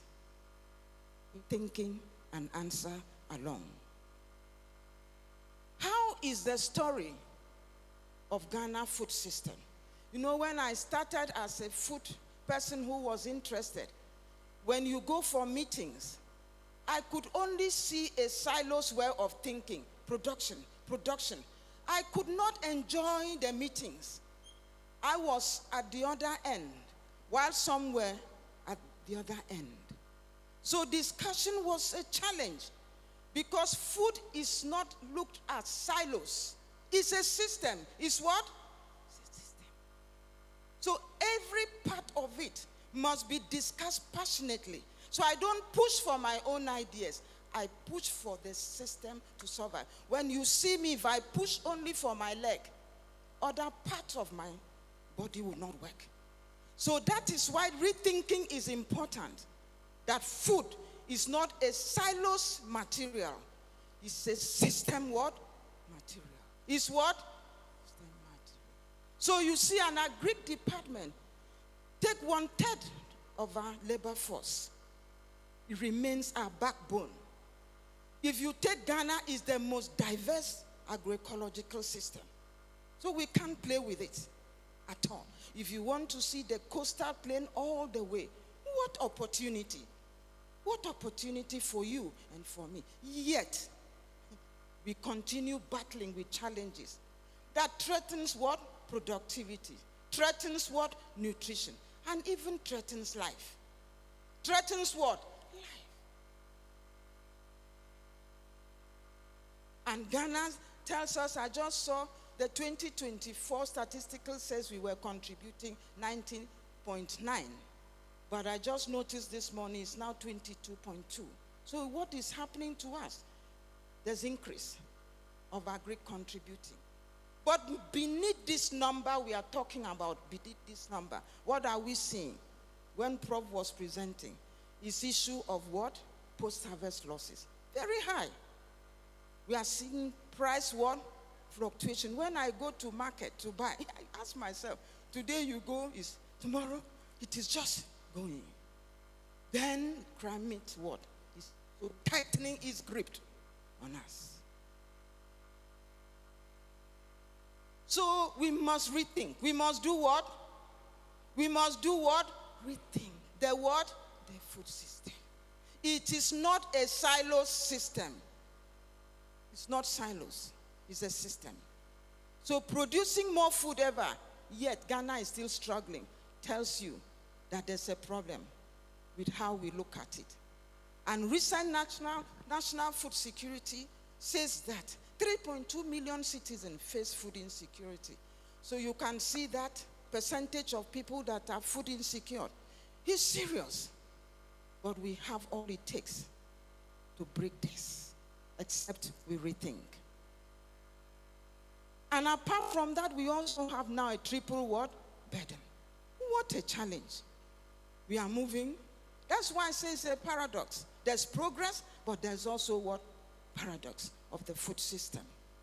In urban areas, while we are looking at rural areas, urban areas, we are having surge in what? Diet-related diseases, which is obesity and what? Diabetes. Triple burden is about undernutrition, micronutrition deficiency, and what? Overnutrition. These are issues we are facing with. So what is the message that our food system is sending? What is it sending to us? Please, can we read this together? And do what? It says we should do what? And what? It says we should do what? And innovate. It's releasing a message, and all of us must receive that message today. We cannot continue business as what? Usual. We must innovate, not only in what? Laboratories, but in what? Policies, practices, and mind what? Sets. That's the type of innovation that will release food to be sustainable and resilient. So when we talk about food system, my dear, it's about people, the ecosystem, and the knowledge. The soil that feeds us is degrading. The climate is shifting. Rainfall pattern, unpredictable. Then we just talk about food system as if it's only on crops. No, it's not just crops. It's also about what? People. It's about what? Ecosystem. It's about what? Knowledge. So our mindset must change. Our mindset what? Must change. About what? Food. We talk about post-harvest losses. He mentioned it. And I'm always sad because I've grown up hearing post-harvest, the same percentage. The same what? Percentage.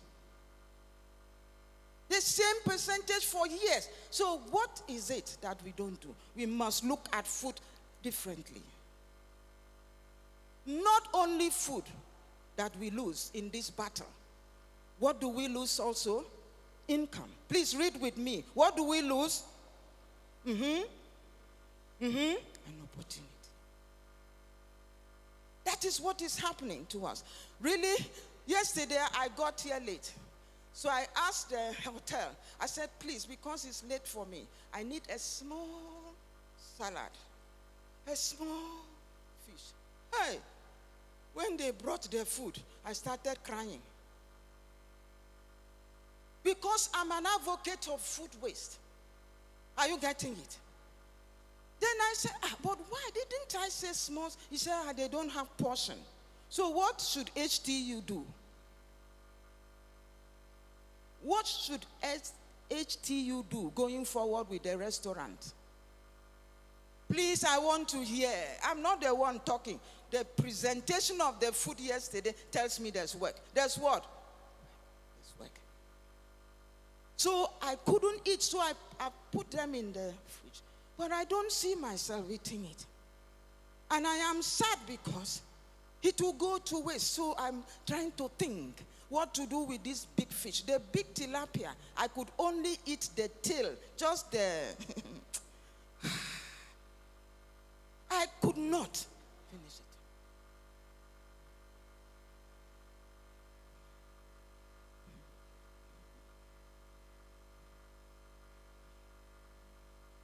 So Prof has talked. A time has come for us to bring in science. Because I think that if we go and be measuring their food waste, for a time, when you see the boss and you present the data, he will not be arguing with me like they don't have portion.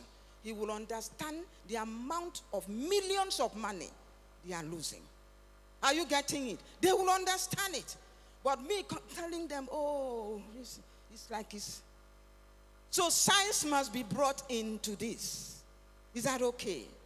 So we are looking at the evidence, the science of change. Ghana population 34, and if every time they come to eat, you can't finish the food, think about it. Urbanization increasing, and most Ghanaians by 2040, they will be where? In the city. It means that this last statement, can we read it together, please? Meaning that must do what?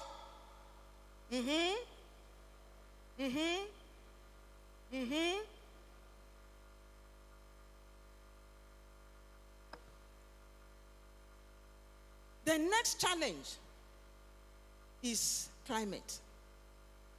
Climate. It's not waiting for us, so it wouldn't wait. It keeps changing. So who should adjust? Who should adjust, please? Is it the climate who should adjust? It is adjusting itself already to fit what we have caused. Cutting down trees, doing what we want, galams everywhere. No care for the environment. Even at the same time, we have changed the way we eat. Fast food, imported staple. And I'm told 2.6 billion worth of food is imported. Each year, rice, poultry, processed snacks. Things we could do what? Things we could do what? Produce. With what? Right technology. And what? Policy support. Yes, if we had policies in place, right technologies, we would not be importing this amount. We will redo what?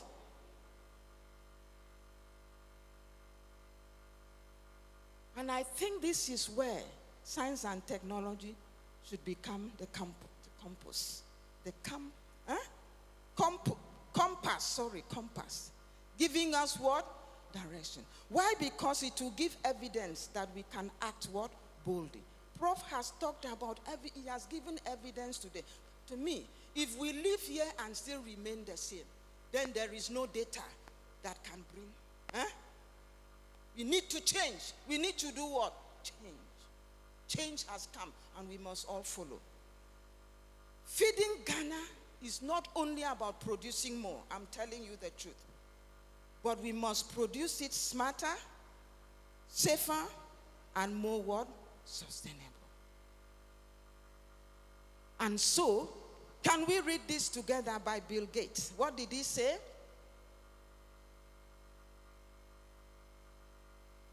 Adapted to local what? And sustainable for what?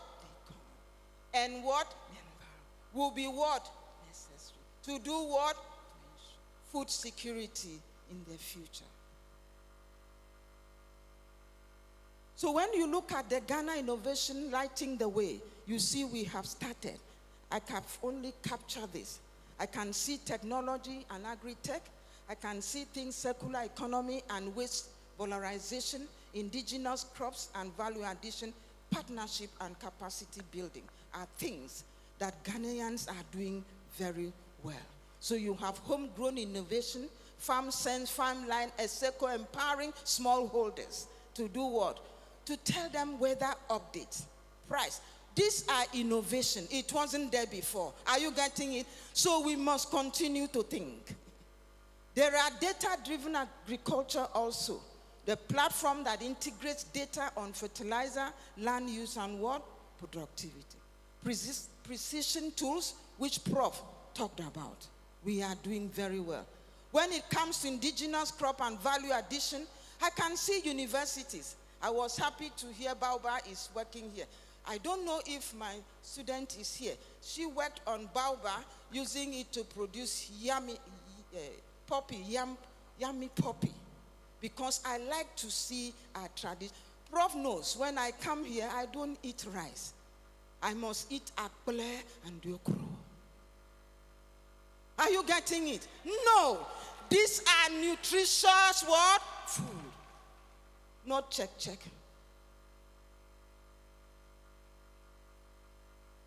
So these are innovation using sweet potato for yogurt. To tell you the truth, the first when I got sweet potato and I know we ate Gary, as a scientist, myself and Provalis carried our sweet potato to the women at Awunaga in Kumasi.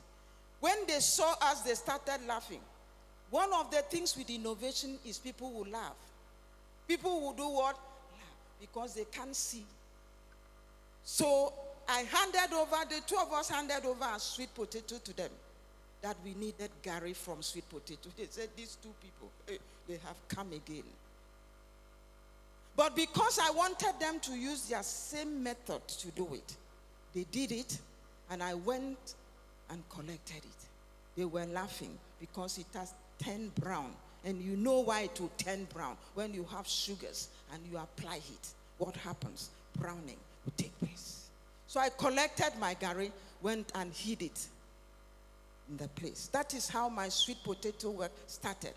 So I started producing yogurt. But you know, somebody came to the house, so I brought out the Gary and showed the person from crop research. And he says, have you written a paper on this? I said, no. Why? There's a conference in Japan. Quickly do this. I quickly work and sent it.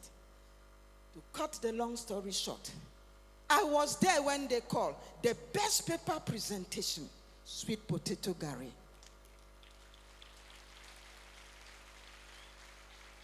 That is what innovation can do. That is what innovation can. It will silence everybody. But the same time, the people I travel with say, why should we call it sweet potato Gary? Should it be sweet potato? Shouldn't be? I was looking at them. The next conference, the Nigerians have taken it and call it Sparry. They call it what? Sparry. Everybody needs to understand branding. You need to understand what? Branding. So, can you imagine? These are convenient products. These are all products developed by this generation. A lot of this is the water from what? The Gary when you press. Are you getting it? Bansu cassava drink. Different types of product from what we eat. These are generation producing them. They will do it. So many soup thickeners. Everything we have is in what we have. Everything we need is in what we have. Everything we will ever eat is in what we would have.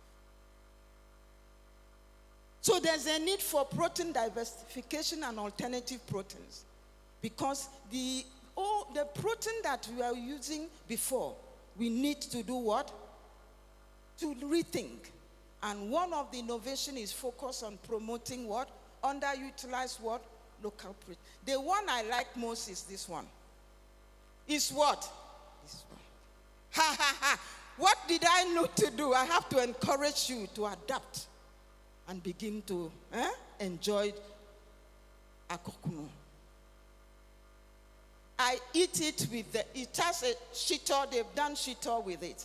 And I enjoy it. There's biscuit with it. See how your faces are. If it was from the moon, you'll be doing, oh, it's coming. But this one, we need advert on it. We need what? We need to encourage societal what? Adaptation and uptake.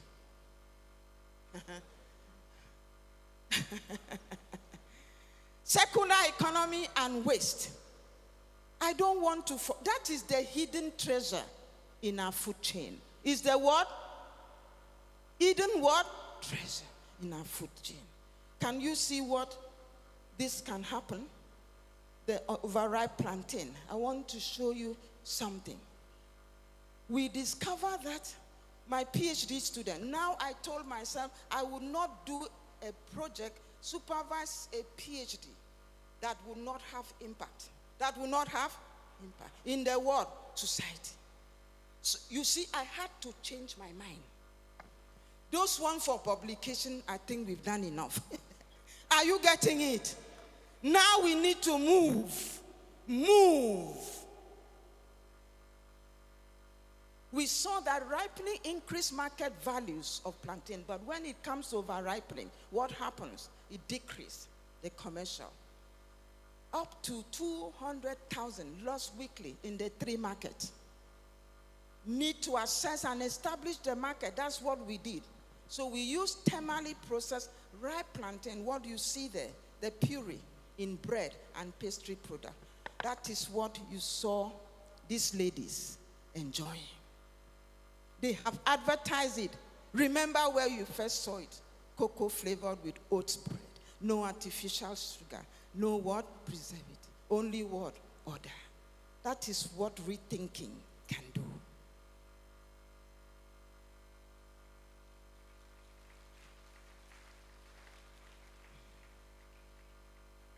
Partnership and capacity building. University, industry, civics must collaborate. This is the time to partner.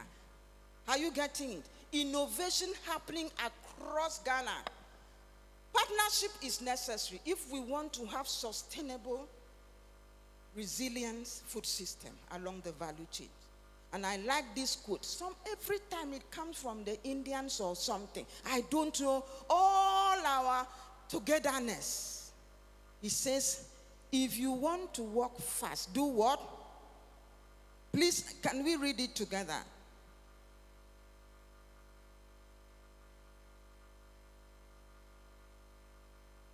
Walk what? Together. No wonder SDG 17 is partnership. Is what? Partnership. You can't do it alone.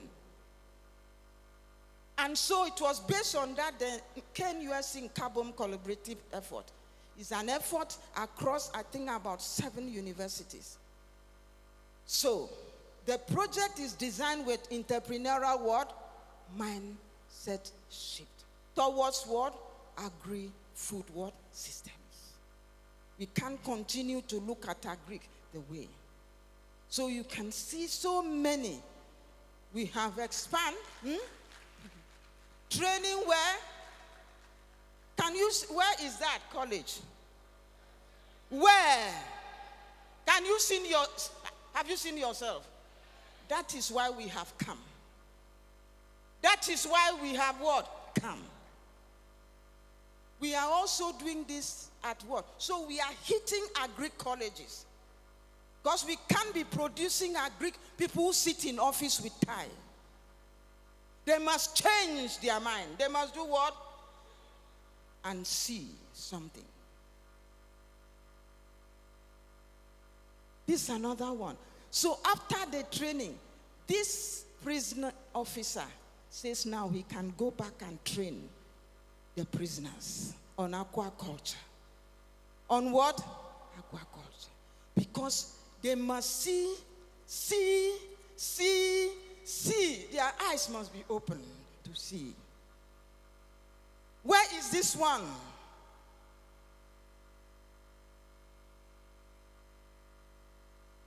Where is this one?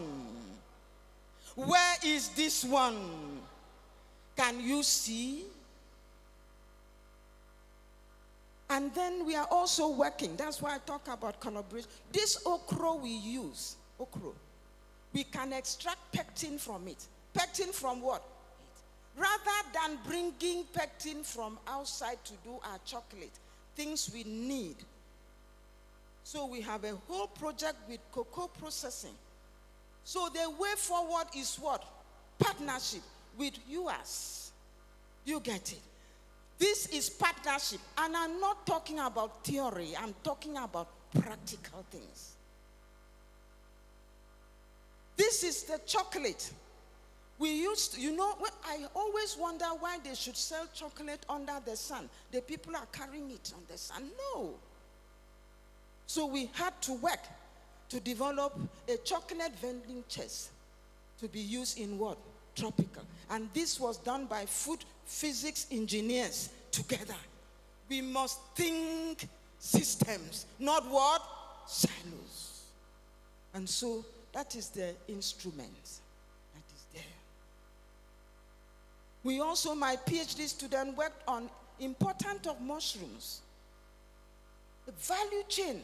We have diversities of mushrooms. There's a need for nutrition sensitive what? Agriculture. It should be what? Our mindset. Because the heart of food system is not just the crop, but the people who eat the food.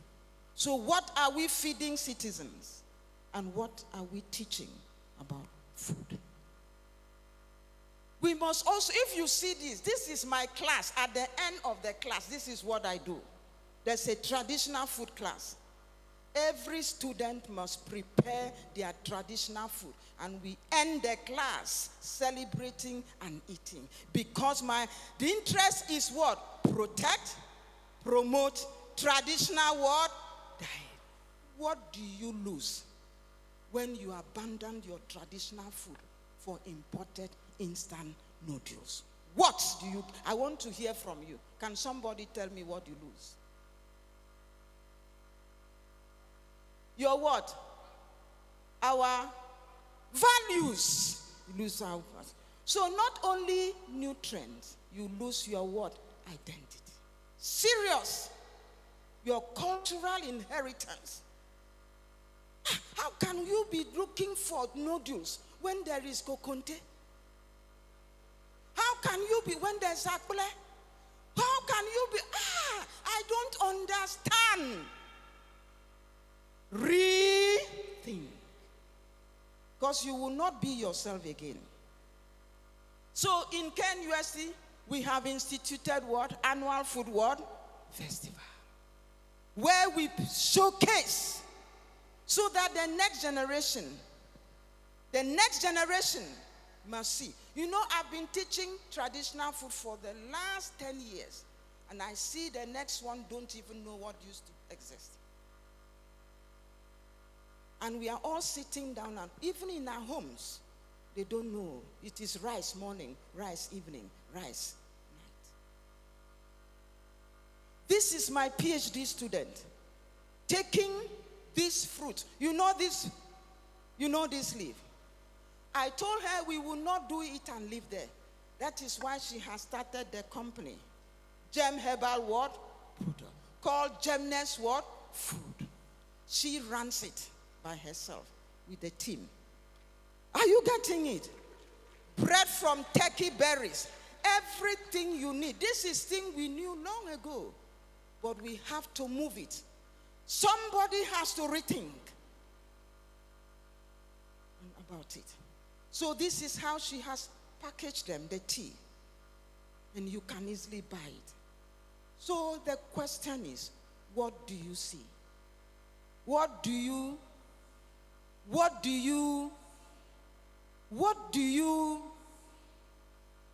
I am going to talk about myself.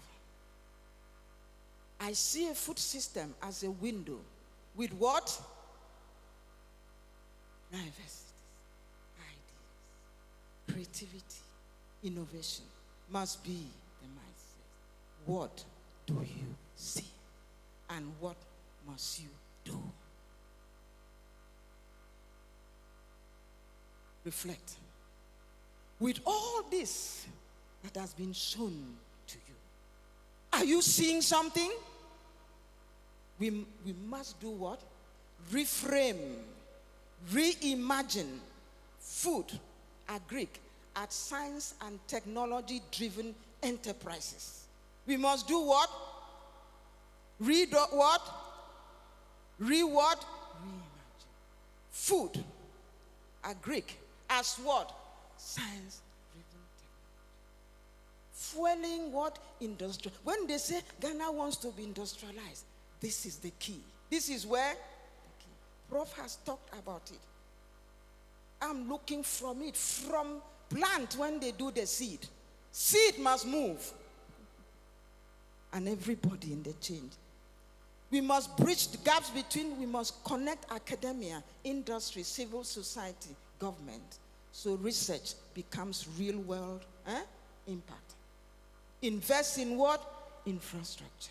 Align with what? Continental goals. The AU what agenda? Most of us don't even know the agenda. Believe in what? Local what? Potential. Please read that last one. Believe in what? Because we seem not to believe in ourselves. And that's a mindset we have to work on. Believe in what? Local what? Potential. Trusting that Ghana's food future is what? Today. Let us begin to imagine, research, build it by its own what? People. Think about that. It is us. We must begin to imagine, like I imagined the sweet potato being used as gari. Because of that, the student told me, Madam, in secondary school, we used to put Milo in our gari. But this is already without Milo. It is brown. It is what? Brown. So anybody, so when I'm drinking it, nobody knows if I am from where Milo is or not. Are you getting it? Let's provide our people what they want to eat. Let it be imagined by us, researched by us, built by us. We must build what? Capacity and leadership. Every transformation starts with people. Every what? Transformation starts with what? People. No transformation without people. So God has brought HTU with people, young people. What will we do with them? They are coming in. They are going out. Process line. Process. Input, output. Input, output. It means it has to be critically designed. Develop scientists, technologies who can connect research to the real world practice. Cultivate leaders who model curiosity. Are you getting it? Compassion. Transform universities into what? Innovation what? Ecosystems. Where ideas meet what? Enterprise. Science, technology serves what? Society. So, as I bring the topic to an end, the future of food is not a distant dream. It's not what? It is being written now. It's being written where? Now. Where? Classrooms. Laboratories, industries, and what? Communities. It is being written. It is not very far from us. So I ask, will you, me, we be passive observers or active shapers of that future? Would you choose to shape it? Is the question. But you must shape it with what? New what? Mindset. Courage. Science and what? Technology. Shared what? Vision. No Ghanaian go what? Hungry. No farmer left. No innovation remain. Let's call for a healthy, resilient food system that prioritizes sustainable, healthy, local food, optimal processing, and responsible what? Can we read this together as I end? Yesterday is what? Yesterday is what? Tomorrow, we have to only what? Today. Let us do what? Begin. Thank you.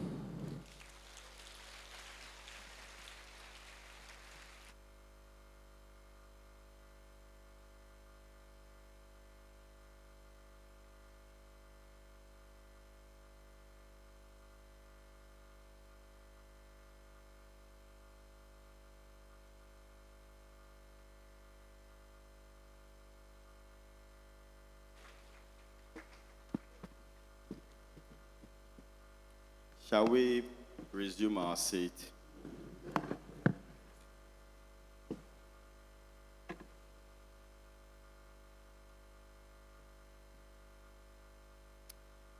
I know we are learning so much here this morning, afternoon. We are to promote and protect our traditional diet. So those of you who have the incessant taste for pizza, these lectures will save us some money. Indomie. For Indomie, I'm careful. But we'll try our best. Thank you so much, Prof. We'll go by the Kogunte as you advise. Let me acknowledge the following schools here. Ola Senior High. Are you here? Let's see you. Let's see your hands. The beautiful girls from Ola, welcome. Abutia Senior High. Let's see you. Thank you, Abutia, led by Mr. Ishmael Amedu. Ola by Mr. Dennis Agbogba. Maoko girls, led by Miss Ajaratu Ganu. Let's see your hands, Maoko girls. You are weaving in style. We have Adakulu Senior High, led by Mr. Belma Champon. Adakulu, where are you? You are most welcome. Sokode Senior High, led by Madam Susan Redu. Sokode, good. You are most welcome. Awudome Senior High School, led by Mr. Dennis. Awudome, where are you? Awudome. I hope Chito is fine. Good. Ohawu Agri College, you should be here. Ohawu, where are you? You are most welcome. Mauli Senior High, Mauli School, where are you? You are also welcome. We can see you.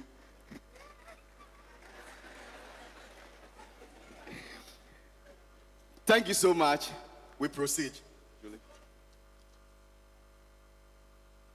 Chito, let's see you. Chito, are you here? Most welcome. Thank you.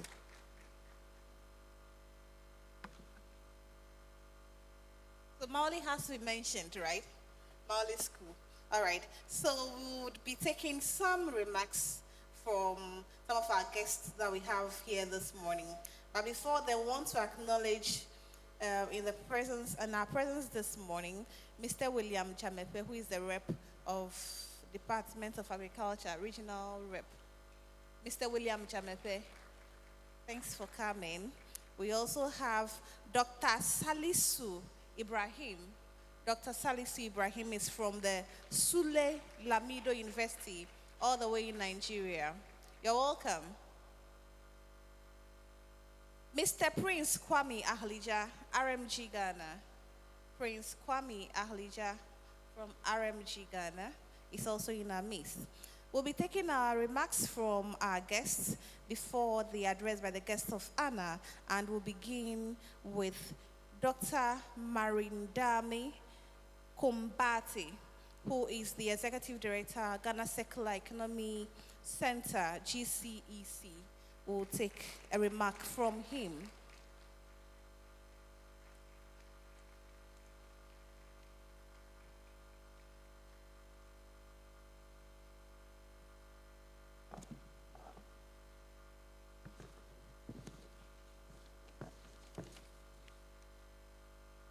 Good afternoon. As I was walking up the stage, I remembered that requesting to proceed on established protocols is lazy diplomacy, but I would want us to see it as optimal use of our time. And when you are asked to speak before the minister, you have to ensure that you are efficient and go straight to the point. Let me begin by saying that it is a privilege to join you at this timely and important event. As we can see, this conference has gathered the innovators of the future of Ghana's food systems, technology landscape, and sustainability agenda. It is more than an academic exercise. And you can see that from all the speakers so far, they've ended with a clarion call. A call for us to rethink how our nation produces, uses, and regenerates resources. And that is exactly where the Ghana Circular Economy Center comes in. I am honored to represent the center and give you an overview of the center. I'll be brief in doing that. But let me say the center is a national platform established with funding from Global Affairs Canada, implemented by the United Nations Industrial Development Organization, UNIDO, in partnership with the Ministry of Environment, Science, and Technology. It is designed to drive the country's transition from linear economy to circular economy. I'm sure you've all heard circularity, circular economy several times from morning to this point. A major strength of the center is where it is domiciled and the diverse membership that the center is rooted with. You heard the Vice Chancellor mention in the morning that the center is hosted here. And we are proud to be hosted by the whole Technical University. And on this note, I would like to acknowledge the Vice Chancellor for his leadership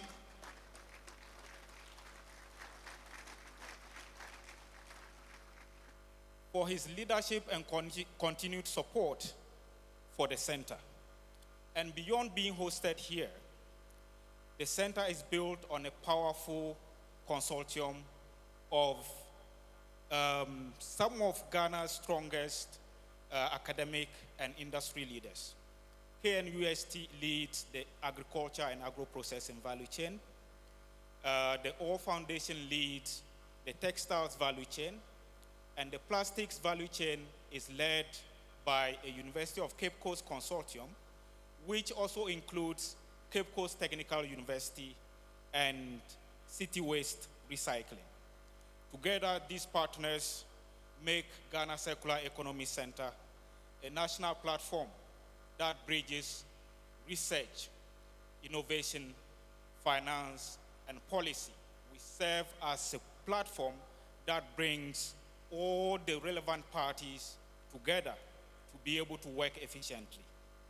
We are relatively a young center, but it must be noted that we've been established on a strong foundational work that spans over 3 years. And as such, we can afford to have very ambitious and transformative goals. We aim to train 2,000 circular entrepreneurs. We aim to validate 200 technologies and business models in circular economy. And we do understand that beautiful ideas alone are not enough. They need financial resources to be able to scale up. So we aim to also mobilize $10 million US dollars, sorry. That is $10 million US dollars in private capital by the end of 2027. So this is going to be our scorecard by the end of 2027. And these are not just numbers. They represent lives impacted. they represent businesses transformed, they represent value chains rebuilt, and they represent a transition, a meaningful transition towards circular economy. Various sessions of this conference, as I skimmed through the program, all point to the same truth.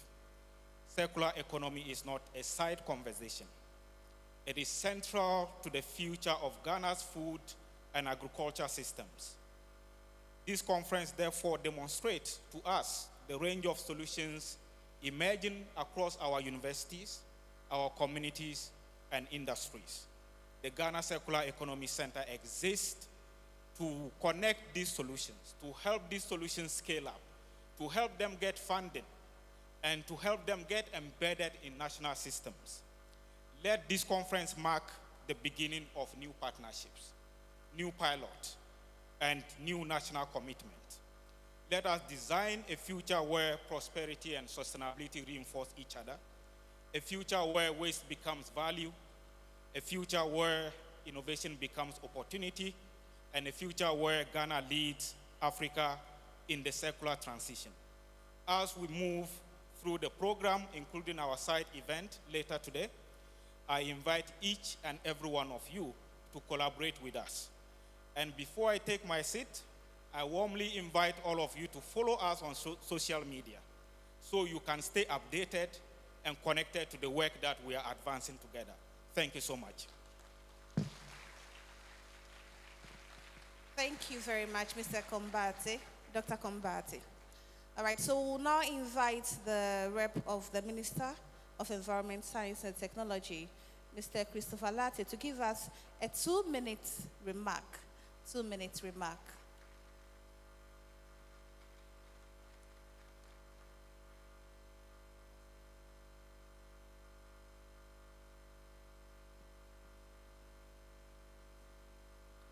Good afternoon, everyone.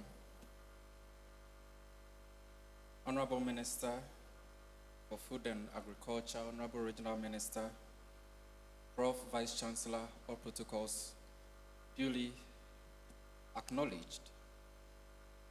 Good afternoon once again. It is an honor for the Ministry of Environment, Science and Technology to join you at this important conference, the Food, Agriculture, Technology and Sustainability, that's Fatas Conference 2025, under the theme, Rethinking the Future of Food and its Allied Systems in an Era of Sustainability and Circularity. I extend the heartfelt congratulations of the Honorable Caretaker Minister of Environment, Science and Technology, Honorable Emmanuel Kofi Amabua, to faculty and students of Hull Technical University for hosting this pioneering event. Ladies and gentlemen, around the world, food systems are under pressure. Climate change, land degradation, population growth, energy constraints, and emerging diseases are reshaping how countries produce, distribute, and consume food. For Ghana, these challenges, notably declining soil fertility, post-harvest losses, as we have heard, and rising food import bills, demand urgent and innovative responses. At the same time, they present enormous opportunities for digital agriculture, green innovation, biotechnology, precision farming, and circular bioeconomy solutions. This is why the Ministry of Environment places value on platforms such as these. The transformation of our food and agriculture sector cannot occur in silos, as Prof has already alluded to. It requires a coordinated ecosystem that links research, industry, students, entrepreneurs, and policymakers. It requires that knowledge generated in universities and research institutions is translated into usable technologies and commercially viable solutions that benefit farmers, agribusinesses, and households. And it will interest you to know that His Excellency the President himself has tasked the Ministry of Environment to come up with a commercialization policy so that whatever research output that you churn out does not remain on the shelf. This policy, we are hoping that every single research output will be commercialized. And I'm also happy to hear that HTU is doing so much with Baobab. And with this policy and other things we are doing as a ministry, we are hoping to link you up with the international market for scalability. Ladies and gentlemen, I have realized that somebody is right behind me. So, to end my remark, I would like to commend again Ho Technical University for this foresight and leadership in convening this conference. To all participants and presenters, speakers, I wish you productive deliberation and an impactful conference. Thank you very much.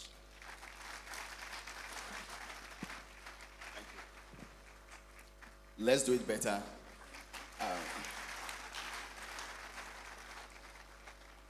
Ladies and gentlemen, we are getting to the climax of today's event, and then we'll draw the curtains. But I want to make a statement. I have a friend from Finland who is here for the conference. Esko, let's see you. Esko, welcome. When he came, I was thinking that Johnny Walker, Kovosia would be good for him. But he told me this morning that he took akpedeshe yesterday and he likes it. So we should repeat it today. Akpedeshe whiskey. Let's protect our traditional diet. Esko, thank you so much. You have more today. Distinguished guest, the guest of honor will not be introduced by me because I'm not qualified. The one who will do that is the father of the region, a very good friend of HTU. One regret he has is not attending Ho Technical University. But of course, we have mature programs, we have evening programs, short courses. We will admit him for 2 weeks. And then he can also join the graduation next week. Let's welcome the Regional Minister, Honorable James Gunu, to give us a remark and also introduce our guest of honor. Thank you very much. This is my speech. I am the remark. Indefatigable Minister for Food and Agriculture, the Vice Chancellor, our distinguished guest speakers, the Honorable Oxygen Mayor, my Lord the Bishop, all other protocols duly observed. I'm very happy to be part of this conference. And I'm also happy seeing young talent over here. And we've received this rich delivery from our speakers. That tells me that upgrading polytechnics to university status is yielding dividends.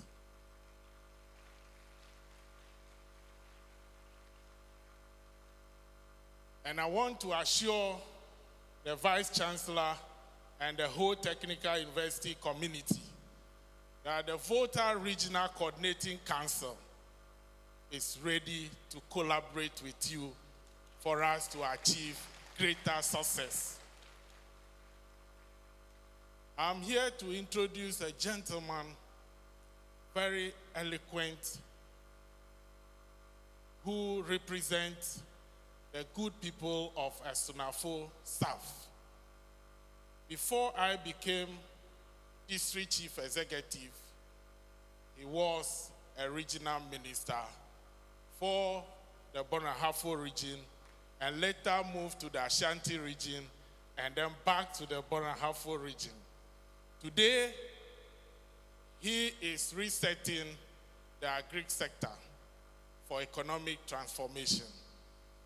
I humbly, on this note, introduce my senior brother, Honorable Eric Opoku, the Minister for Food and Agriculture, who is our guest of honor for this conference. Thank you very much, Honorable Minister. Please be seated. Thank you very much, moderators of the program. And let me also thank my colleague, the Honorable Regional Minister for Volta Region. Distinguished ladies and gentlemen, I wouldn't want to dilute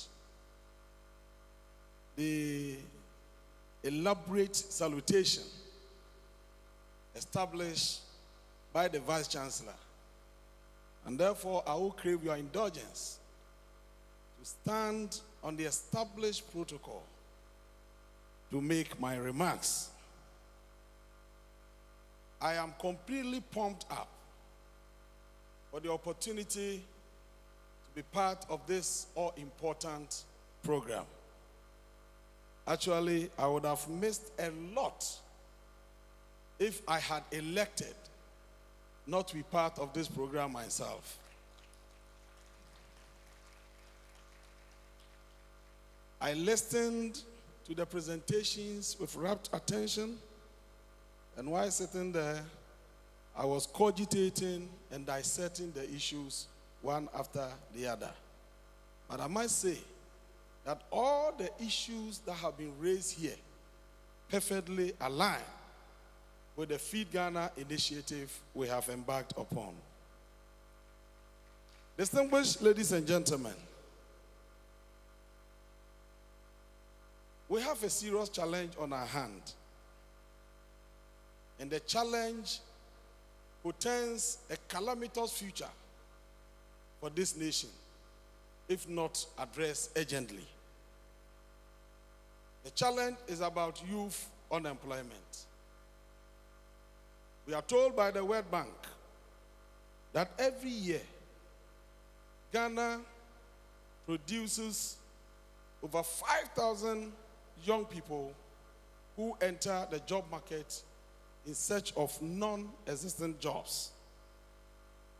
Again, at the continental level, every year Africa produces over 12 million new entrants into the job market. And existing opportunities are able to employ just 3 million of them. And so, in effect, every year, Africa produces 9 million unemployed graduates, people who are educated, able-bodied, well-determined, desirous to work, but they cannot find work to do. This is a serious danger ahead of us. We are also told that Africa is in possession of close to 60% of all the agricultural resources that the world has. And our contribution to agricultural production is less than 10%. A clear indication that we have a huge potential to use agriculture to create jobs for the teeming youth of our nations. Distinguished ladies and gentlemen, we are also aware of low production and low productivity. We are aware of the fact that agriculture in the past has been treated in silos, as alluded to by earlier speakers. We can count a number of challenges. But I must indicate on this platform that every challenge is pregnant with limitless opportunities for development and growth. And so we cannot be lamenting every day without identifying the potentials for job creation, for growth, for the delivery of prosperity unto the people of Ghana. And so what can we do? On assumption of office,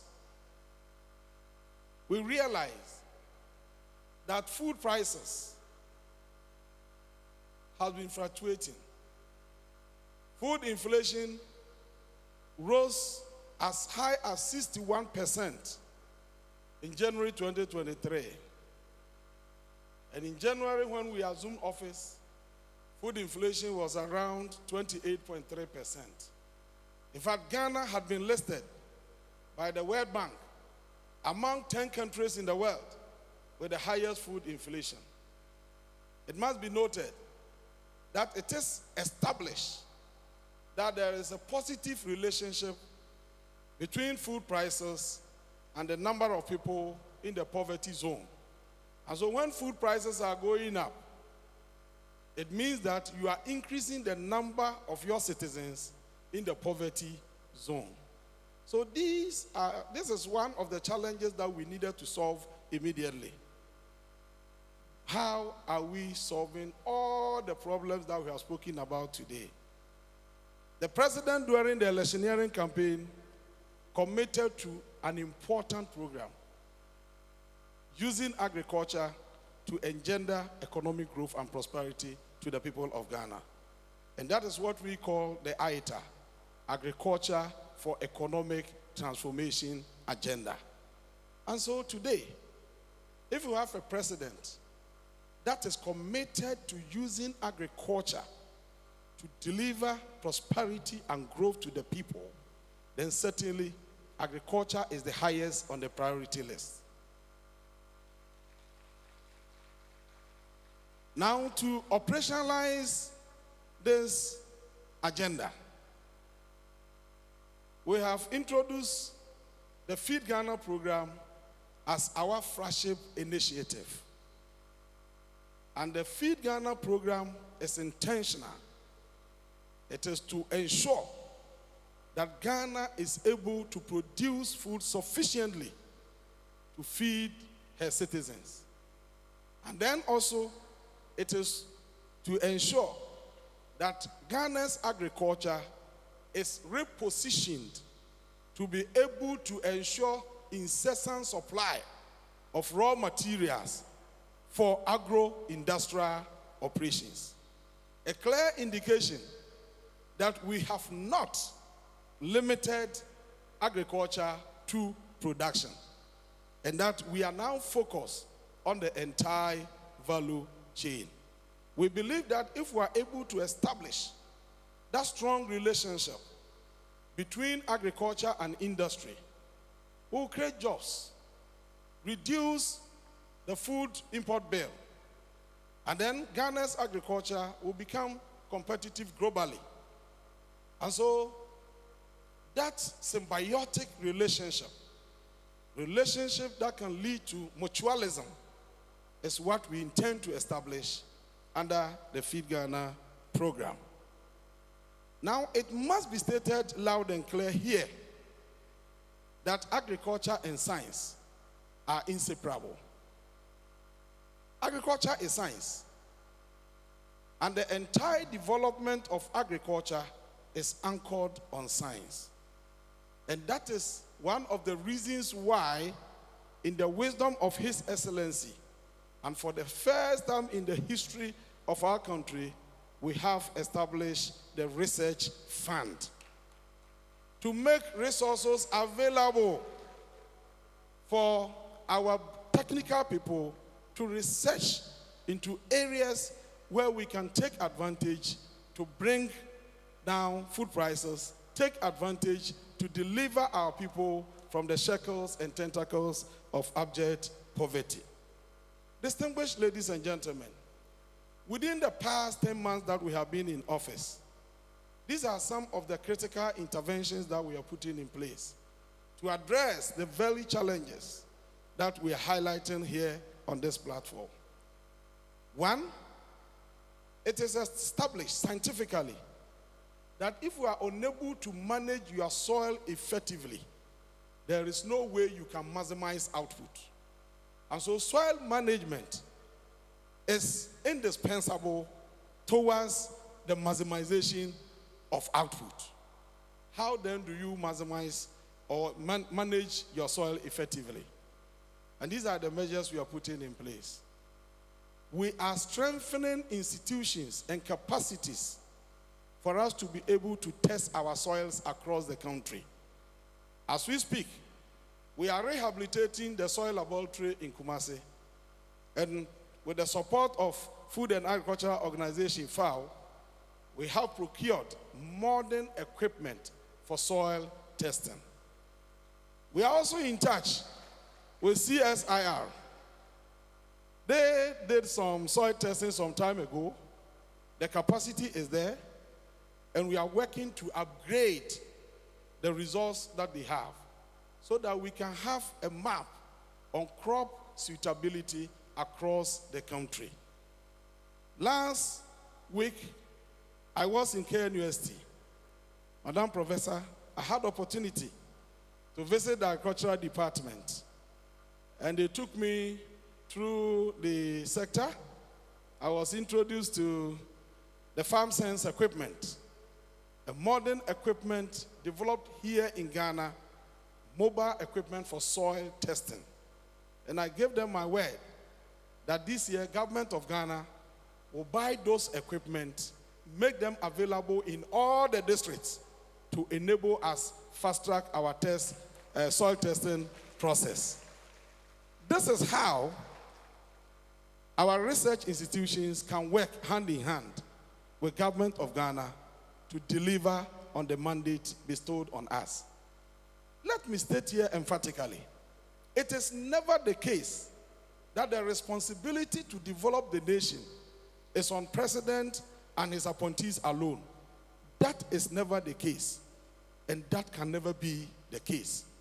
We all have a responsibility, and that is why Madam Professor indicated that it is a shared responsibility.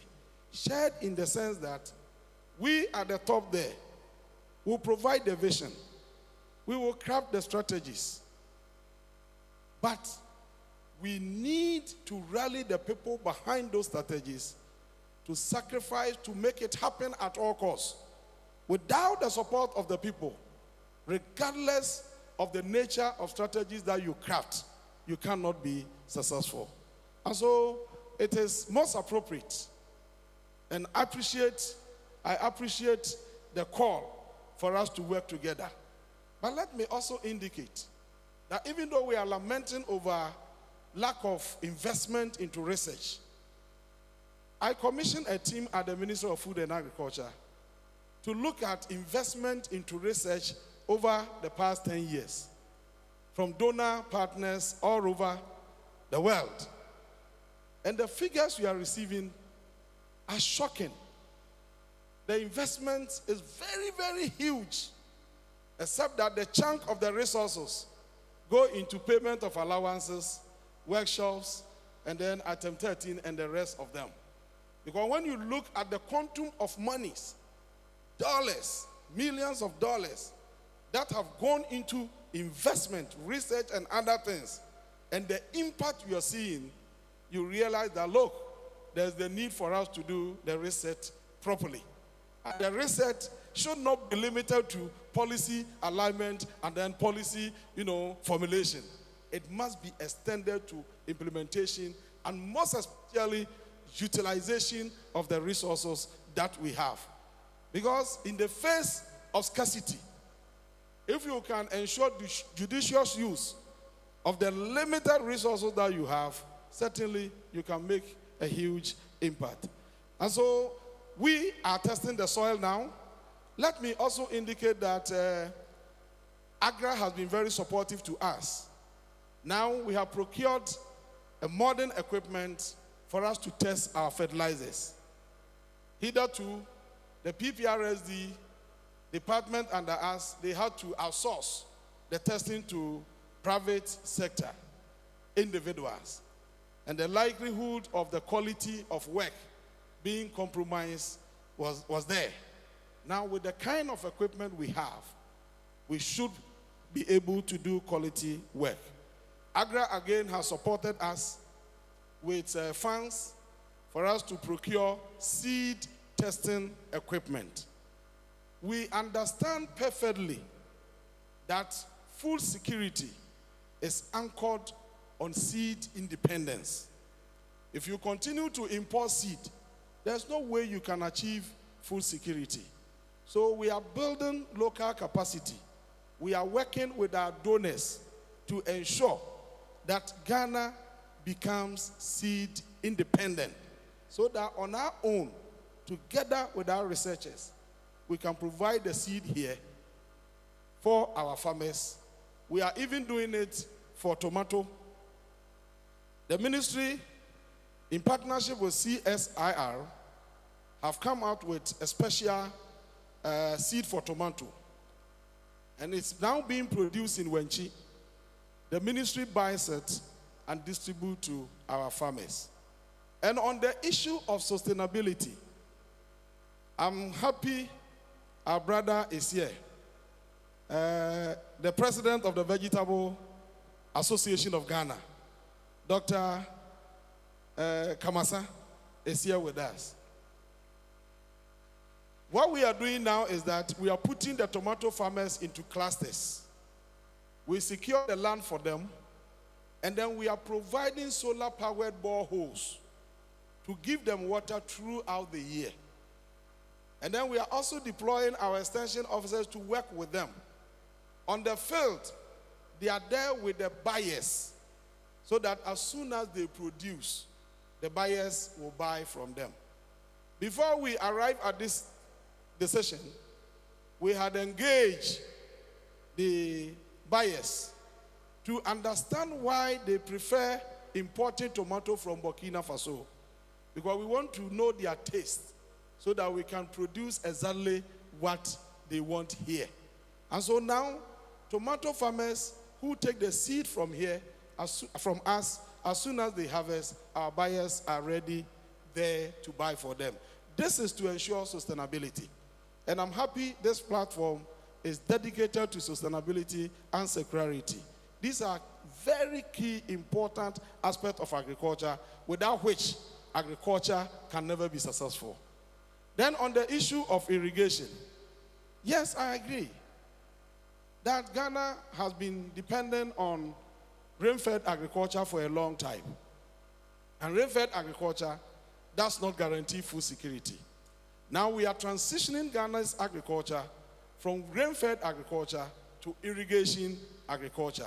And so the chunk of resources coming to the ministry are being invested into irrigation projects. The EU has given us 47 million euros, and the entire amount is going into irrigation. The president has directed that what we have to do now is to ensure all year-round production under irrigation. We took inventory of all the irrigation infrastructure we have in our country. And God has blessed us with irrigable land estimated at 1.9 million hectares. But as we speak, only 12% is under irrigation. And when we took the inventory of the infrastructure, some were built during the time of Nkrumah, some during the time of Echampong, and most of them, as we speak, are operating under capacity. Some of them are doing just 10% of their capacity. So we are now mobilizing resources to rehabilitate the existing ones and then add new ones to move agriculture to a new level. And so all the things that you have said here are almost the same things that we are doing, except that there are some figures we may have to reconcile going forward.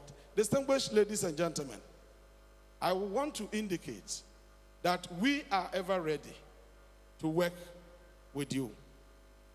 We have the mandate to mobilize the talent that we have in our country.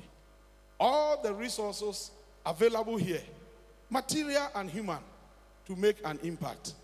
We know we have the technical power. I went to Brazil And when Professor Eric Dankwa was presenting, he mentioned Embrapa. I engaged with the Embrapa scientists, and then they told me that most of the things they are doing there, they use some of our scientists here in Ghana, meaning that we have the brain power, except that we are not making maximum use of the brain power that we have. I went to China. China is now into cocoa production, and now they tell me that we are doing cocoa. We want to beat Ghana because you produce the premium cocoa. We want to beat you. We brought some of your scientists from Ghana. We gave them accommodation, paid them well here, and they are teaching us better than what you do there, so we can beat you. So it means that when it comes to the manpower, the brain power, we have it here. What we have to do is to bring all of them together to see how we can make maximum use of the power that we have. And as I stand here, I can assure you that we are ever ready to do exactly that. And so whatever you have, it shouldn't be a one-way traffic that you sit down and wait for us to come to you before you tell us what you can do. You can also invite us like you have done. You can also come to us. And on the 5th of December, something is going to happen here in Ho. We are celebrating the Farmers' Day here. But prior to the 5th December celebrations, we have outlined a lot of activities. We have 2 special days earmarked for our research institutions. The 2 days, these are the things that we want to do. We want to give you the opportunity. You are now telling me about this breakthrough of the baobab, story. Very interesting story. A lot of people out there will be interested and they want to invest in some of these things, but they don't know. We don't want innovations to remain in the shelves forever. We want them to come out. So we are giving the technical institutions the opportunity to come out and indicate to the Ghanaian people what you have done and the opportunities you are looking at. So 2 special days. We'll bring all the media in Ghana here. We'll give you the opportunity, whole technical university. 2-3 hours, sit before the cameras and tell the Ghanaian people what the brain power you have has done and how you are contributing to the development of the economy. We have written to some selected universities that they should all be part of it. And so 2 special days, that opportunity will be given to you. We are also bringing investors from across the country to come and listen to the presentations.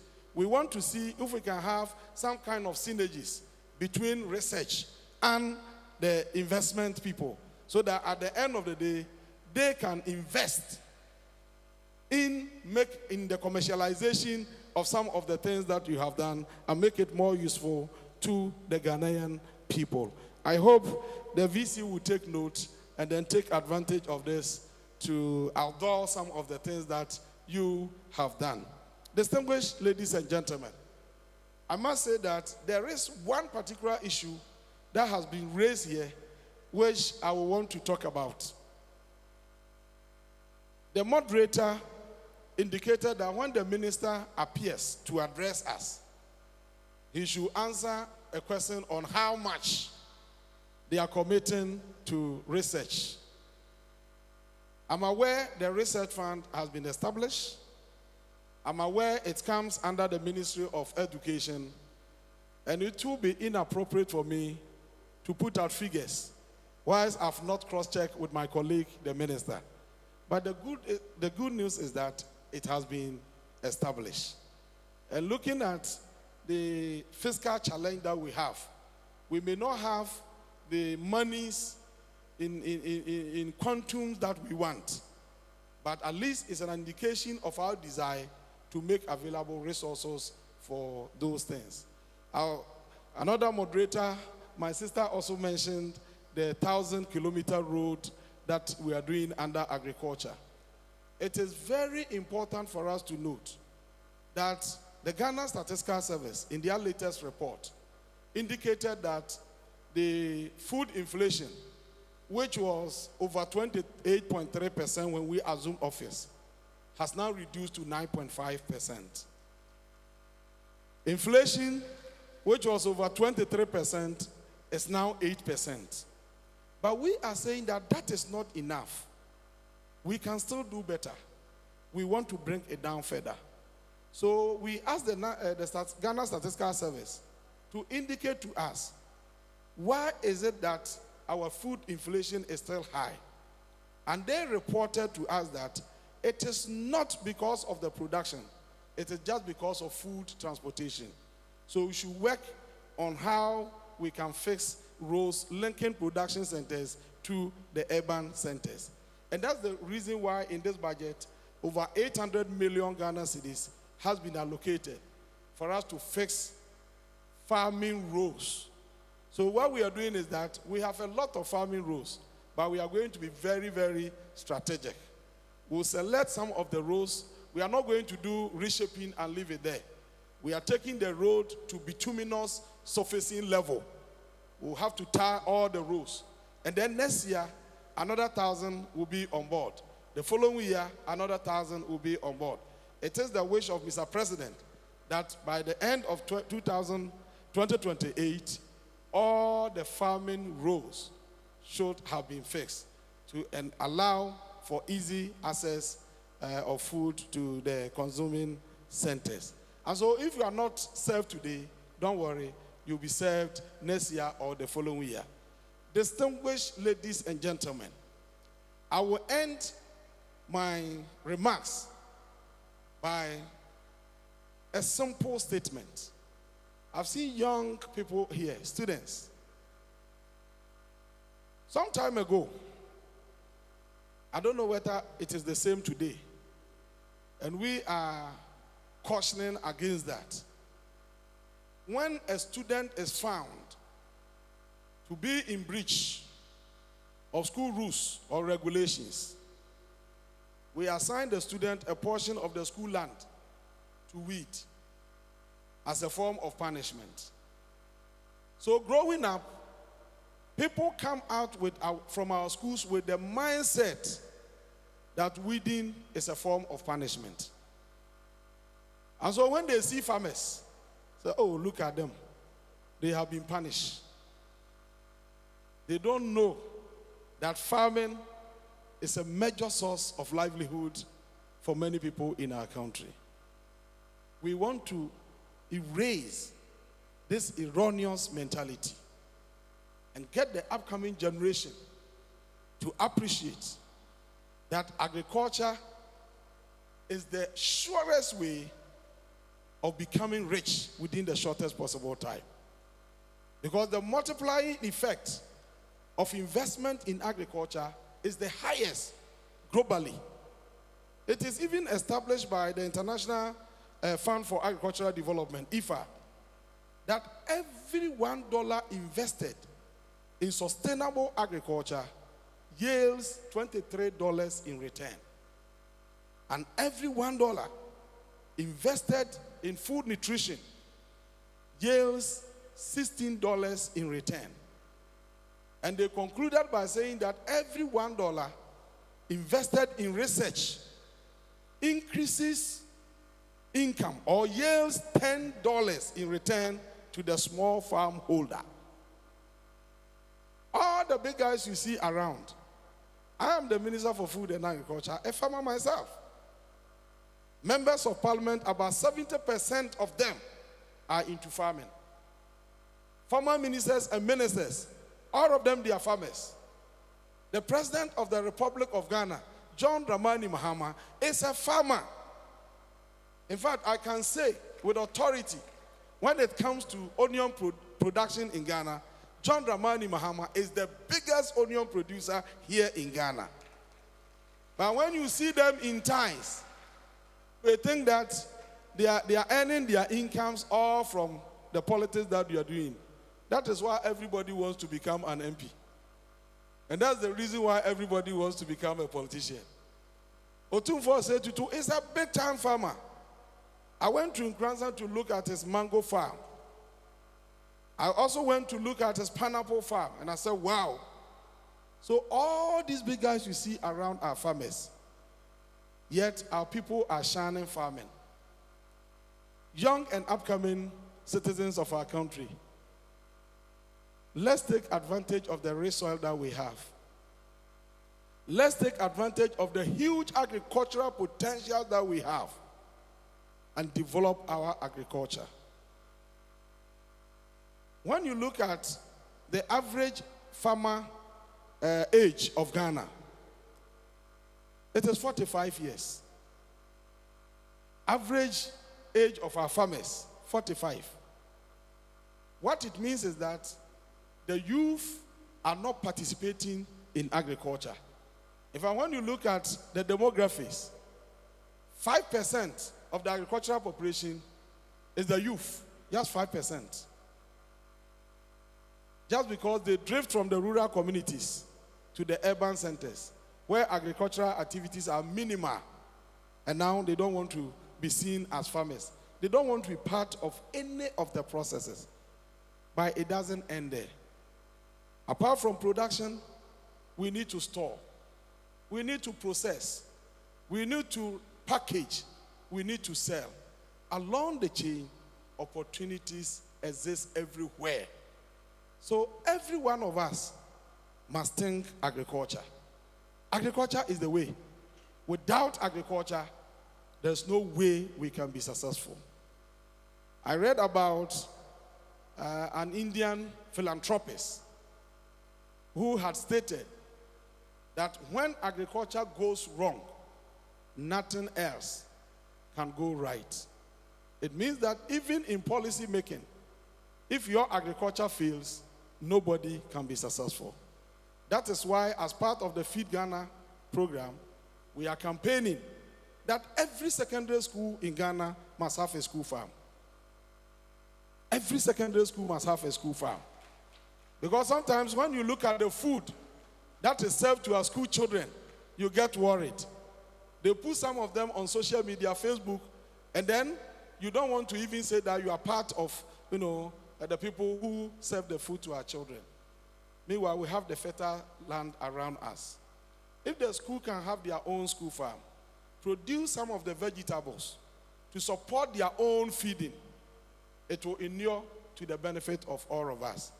We are doing this to ensure that we improve both the qualitative and the quantitative aspect of the food that is served to our school children, and also to bring down the cost of school feeding and to inculcate in our children the habit of taking farming as a major source of livelihood. We are also urging our universities that research is the best, but so long as it continues to be on paper, it is still paperwork. Demonstrate it on the field. Let people come and see that this is what research has done. We want tangible things that we can associate with. Things that people will see and believe that it is doable. People are getting worried about the theories. They want to see practical results. So universities must also have their farms. Others have. I've visited quite a few number of them. I've seen the farms and I've applauded them. I think that this is what we have to see across the country. And so this year when we come to hold for the Farmers' Day celebration, the best university in agriculture will be awarded. The best secondary school in agriculture will be awarded. The best junior high school in agriculture will be awarded. And the best primary school in agriculture will be awarded. Again, we are also urging the churches. I'm happy Bishop is here. We want the churches to also have farms. Because when the members are hungry, how can you minister unto them the word of God? In fact, when you go to Gaza today, nobody will have time to listen to the word of God. People are struggling for food, for survival. And so the church must be refocused, not only on the spiritual development of the people. They must provide holistic approach to ensuring that both the material and the spiritual aspect of our development are catered for. And that is why we want the churches to be part of the Feed Ghana program. And I must say that the best church in agriculture this year will also be awarded. Distinguished ladies and gentlemen, I am honored for the opportunity given me to be part of this important program. I must say that I'm so much elated to be here today. This is my first visit to Ho Technical University. And I'm highly, highly, highly impressed. I told the Honorable Regional Minister that if time will permit me, every week I will be here. Not just because of the oxygen they are talking about, but I must applaud you for the ravishing verdure you have planted on campus to filter the air and to also ensure that you create that serene and conducive atmosphere for all of us to exist. We are grateful to you for the opportunity. Thank you, and may God bless you all.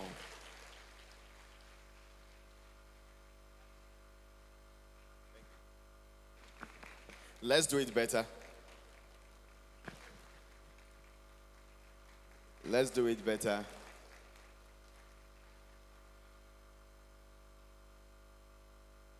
Thank you so much, Honorable Minister for Agric. For you to be here every week, you know how to do, and you'll be here every week. So we'll always welcome you. Let's resume our seat.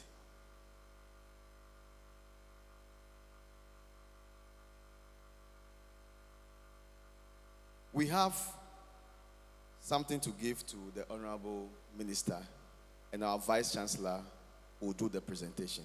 Let's welcome him.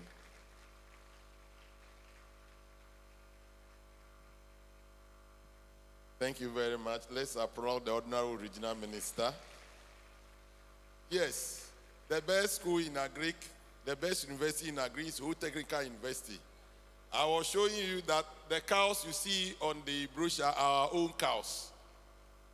We are breeding them and we use them for teaching. Everything you see there is from our own farm.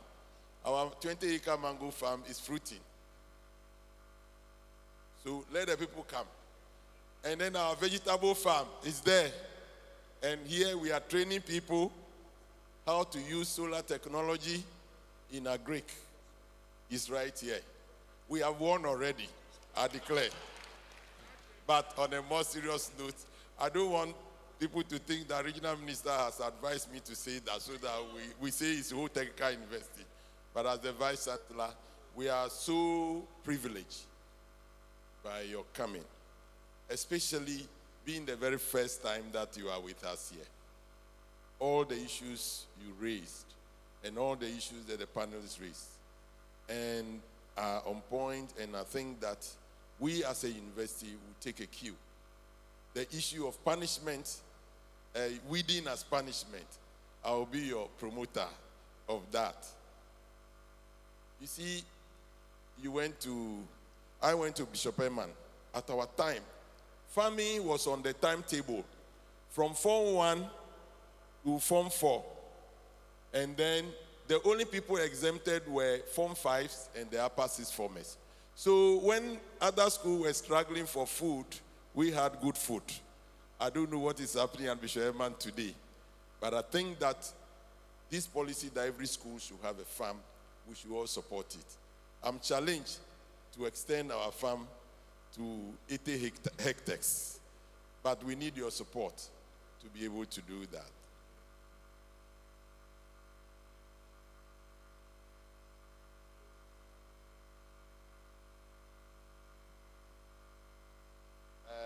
To stay on your table. So anytime the requests come, we need a tractor. Send us. We need what? Yes. We are grateful the Well Food Program has given us a brand new tractor. And we are working with them. But we need one from the ministry, from Ministry of Agric. So on 5th December, I'll be there to receive it. Well done, Honorable. God bless you.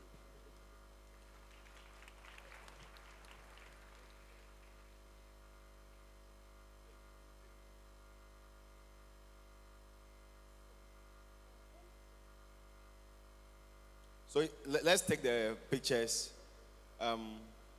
The keynote speakers, my Lord Bishop, you join. MC, the invited guests, we come first.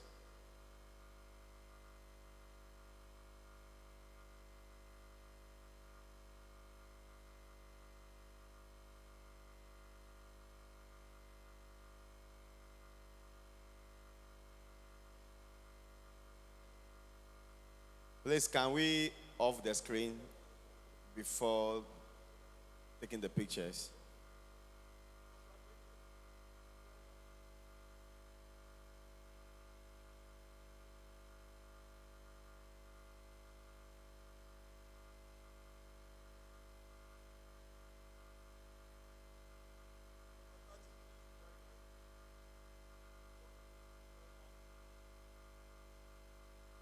So all the deans kindly come forward.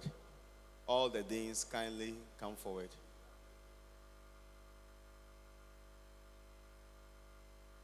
I acknowledge the presence of Shia Senior High Technical School. Let's see you. Shia, you are most welcome.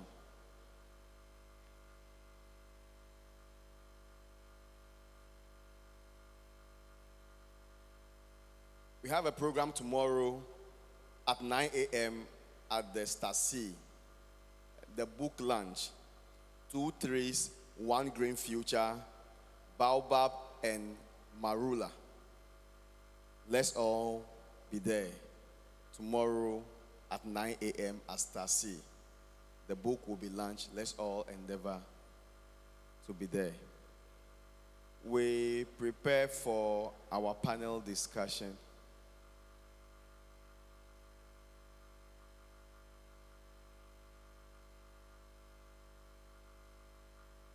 We prepare for the panel discussion. 15 minutes. With your permission, the honorable ministers will leave us. They have another assignment now. But the last bit of the program continues. That is the panel discussion. So whilst we are doing that, I will escort the honorable ministers. Provici will take charge. And then immediately after that, we have lunch. Thank you. Thank you, VC. So we prepare for the panel discussion. My co-MC will come and introduce the moderator. Julie.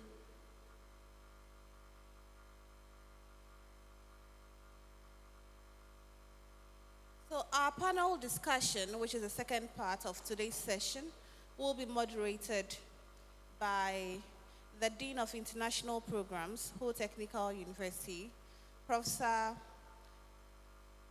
Ellie Atachi. Let's welcome her on stage with a round of applause, please.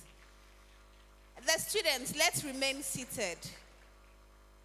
Let's remain seated. We have not closed yet. Let's remain seated, please. So we are going to be having a 15-minute panel discussion session, and then we'll draw the curtain on today's session, please.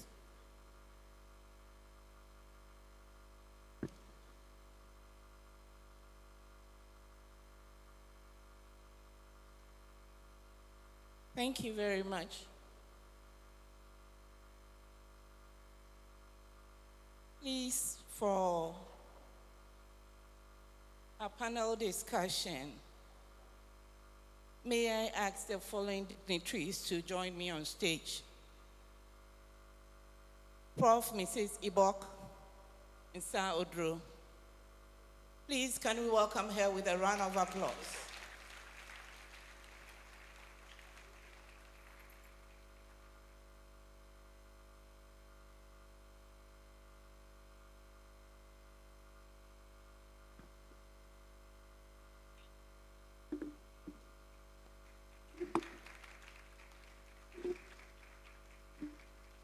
Mr. William Jamepe, Regional Director, Department of Agriculture.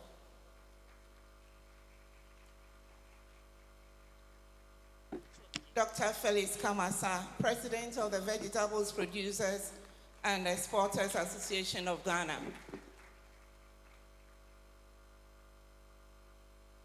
Mr. Joseph Yeboah, Strategic Partnerships and Engagements Lead. Unido, Ghana.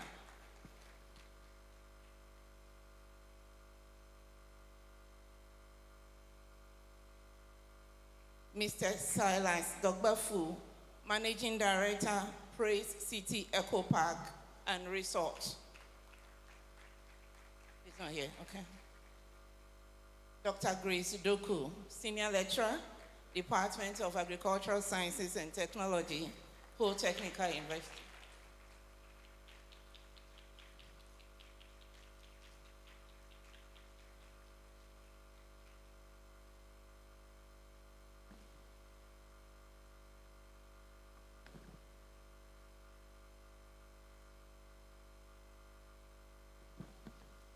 Thank you very much for attending to our call. You are welcome. We just want to have a small dialogue on rethinking the future in an era of sustainability and circularity. Now, our first questions, I'd want to pose a question to those of us in academia. Now, in this era of sustainability and circularity, are there some new innovations or technologies that are being developed by universities, our research institutions to improve our agricultural values?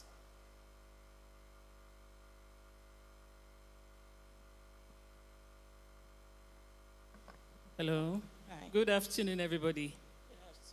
Thank you very much for the question. I think there are a lot that the universities and the research institutions are doing currently. And when I was sitting there listening to the presentation, especially from the two profs who did the presentation, they mentioned almost everything. We are looking at issues of sustainability and circularity. So if you look at the presentation by the first prof who spoke, he mentioned a lot of technologies that have been developed, talk about climate science agriculture, climate smart agriculture, talk about climate smart crop varieties that are resistant to diseases, are resistant to droughts, and all that. We talk about issues like things like sensors, remote sensors, so AI, drones, everything that is being done. All these are to ensure that we produce to become food sufficient. And these innovations and technologies come as a result of research that the universities do on a regular basis. So yes, there are a lot that the institutions are doing. However, during the latter part of the Minister of Agric's presentation, he did mention that some of these research, usually they gather dust on the shelves.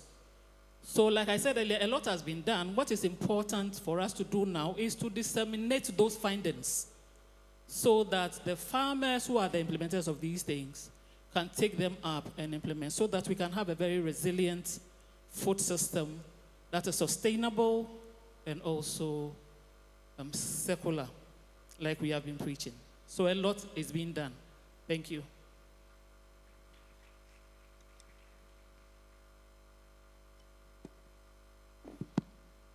Yes. Hello. Yes, thank you very much. I want to add that the discussion sometimes will have to go beyond only the academia or the university campuses. When it comes to practical agriculture, the research aspect has been done by the universities and also academia. Implementation of such research findings will now be the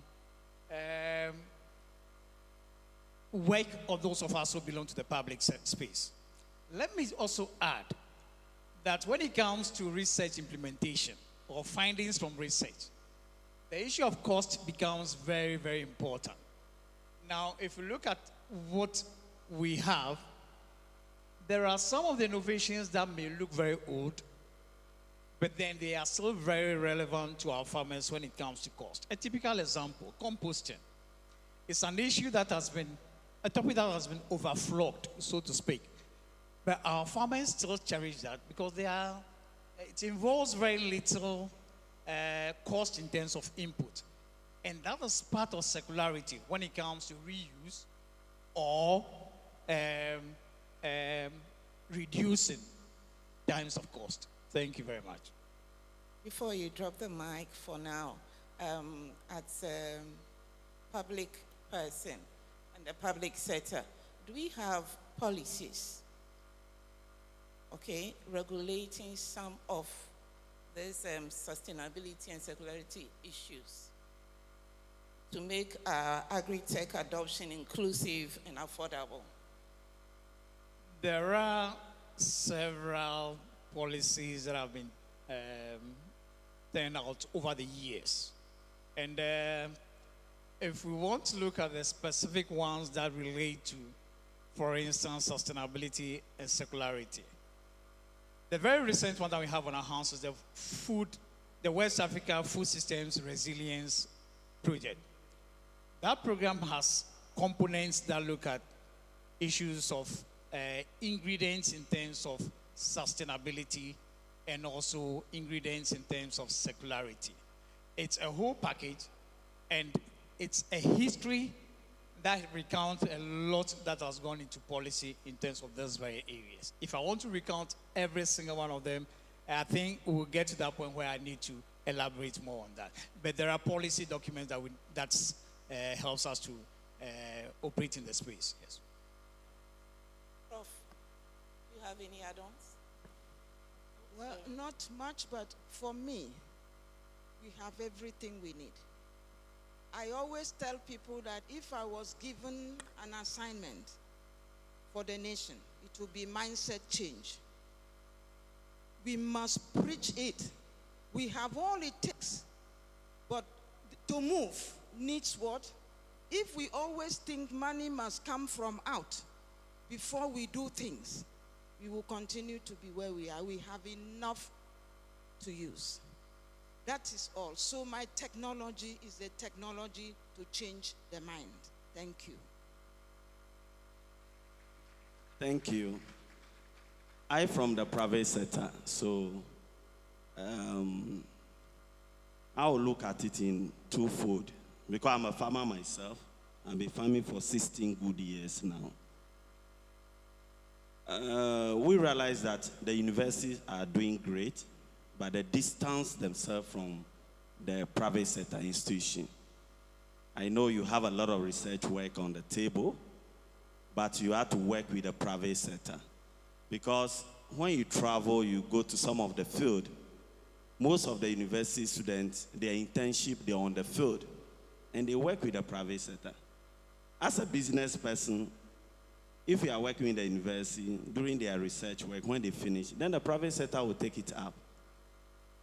I'm so happy when Prof presents something on the orange fresh sweet potato gari. I do orange fresh sweet potato gari.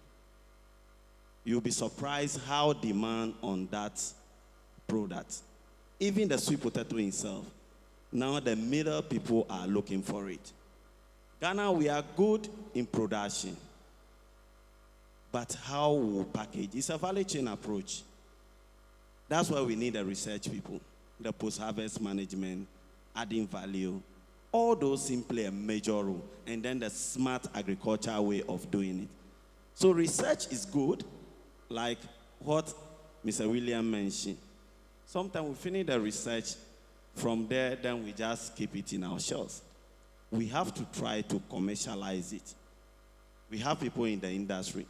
How can we work together and put the people together? Then we take it up. So when you finish the research, if there's a funding for it, the private sector know that it's a business perspective. It can provide the funding for the research work so that you can commercialize it. Through that, you can employ more people. Through that, you can employ accountants. Through that, you can even employ the scientists. So agriculture is a value chain approach. When I saw the topic, the theme for the program is a brilliant way of doing things now, where we have to look at it now. If we don't start now, we'll keep on postponing it.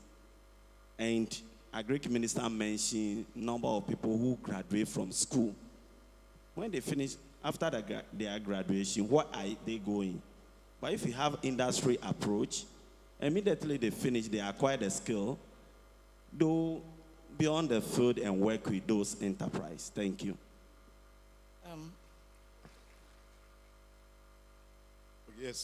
Thank you very much for the opportunity. So I just like to add that participatory research, from my point of view, instead of producing research and then essentially waiting to find the opportunity to promote, I would go for participatory research, where one, the connection between academia and the private sector, farmers, all these stakeholders, is established at the onset, so that the solution, the research question, actually tries to address the problem, the practical problems that we face, that the farmers face, that the processors face, throughout the value chain or the clusters that we look at. And so, working participatorily or in a participatory manner with the stakeholders really helps to ensure that the questions that we are trying to answer through our research addresses the issues that affect the daily work of the farmers, of the processors. Because without that kind of connection between research and the stakeholders, we definitely are going to still continue to have this situation where we have research on the shelves. It's because potentially that those outputs that we've churned out probably are not immediately addressing the questions or the issues that these stakeholders have. And so, yes, mindset change must happen with us, the consumers, but also must happen within the research fraternity, where we say that instead of going for questions that are general in nature, that we're able to address issues that affect the work of the farmers, the other stakeholders, so that we're able to develop together as a country. Thank you. So, to Mr. Kamasa, do you as a farmer or do farmers have problems in adopting technologies such as drones, sensors, and mobile apps to promote your agric? And are there any cost-effective platforms to access these digital solutions? Yeah, thank you very much. Yeah, it's a cost. Now technology is very expensive. Innovative also is very expensive. That's why we need to work with the researchers and the university to work together. Smart agriculture, greenhouse or net house. You remember they banned Ghana some time ago not to export some commodity to Europe market. One of the recommendations that you have to grow in a cover area to protect the products for pest-free and chemical residues. And when we start, you'll be surprised that now we can export to European, any part of the country. That tells you how powerful technology is very important. So it's a cost putting up one greenhouse. After the program, I want to ask the Prof whether they have a greenhouse technology on the field for our people who are studying agriculture or crop production, because that's what the world is going now. You can see some of the documentary they are talking about, even cocoa. They will grow cocoa in a cover area because climate keep on changing. You have to adopt where we are going, understand the technology we want to use. Soil profile, like the minister mentioned, is technology. If you don't have technology, you can't do anything. You have to understand the soil before you know what you put in the soil. Even if you do that, that will determine the kind of crop you can grow in a particular area. So technology is important in where we find ourselves, especially when you are doing vegetable. Vegetable require a lot of attention and technology. Even how you can even control the pests. Your irrigation, how you can program it using technology, IT tools to control the irrigation. So technology is good, but it's very expensive. That's why we need the universities on board to develop our own tools, simple tools for the farmers to use. But for now, do you have access to such equipment? Best of my knowledge, some, but most of the tools, we import them. Me particular, because we export, we have some kind of standard to meet. Especially if you are doing, the buyers are doing audit on your farm, if you are doing export. You'll be surprised that the requirement alone, you can spend on certification close to 12,000 euro. And they have to bring the people from outside even to come and even look at that. And they'll give you a whole lot of lease. So you're forced to import those tools to have them available because it's a daily recording, like how you have your lab here, how you go to your lab and keep record keeping and all those. The tools are expensive. That's why we need the university on board to develop those tools, simple tools for the farmers for their daily work. Yes, please. Technology is employed all over when it comes to farming. But I think the issue of information sharing is also very critical. For instance, the easiest and the simplest tool we have by way of technology is the mobile phone. On that platform, farmers belong to various WhatsApp platforms where information is shared. So, for instance, he mentioned external examiners who can, or external auditors, we call them, who come to audit their farms, etc. After getting this information, you need to share the information to the rest of the farmers who may also be interested in upscaling. So, if you have a platform that shares information with other farmers, it makes knowledge propagation easier and less expensive.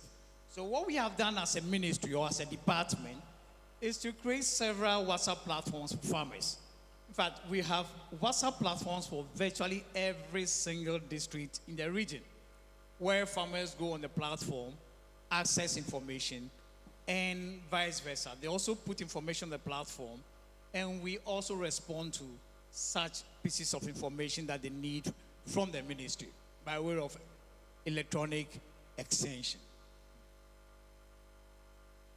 A quick one, our contribution to agriculture is less than 10% as a country.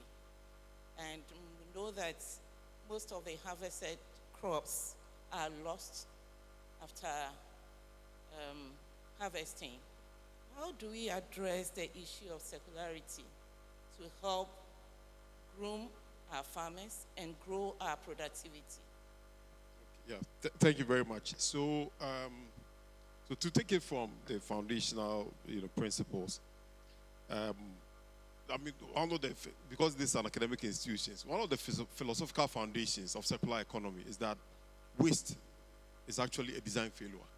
So what it means is that to begin with, we need to actually step back and ask ourselves, essentially think in systems.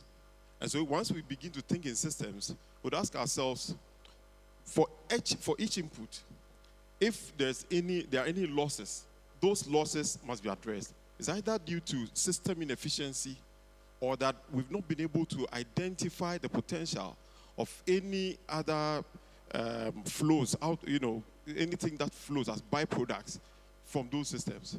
And so circular economy thinking requires that we begin to think up, for instance, I think the first speaker, Professor Yenchi, I used cassava to, explain this better. So when you look at cassava production, from the leaves to the roots, everything in cassava has value.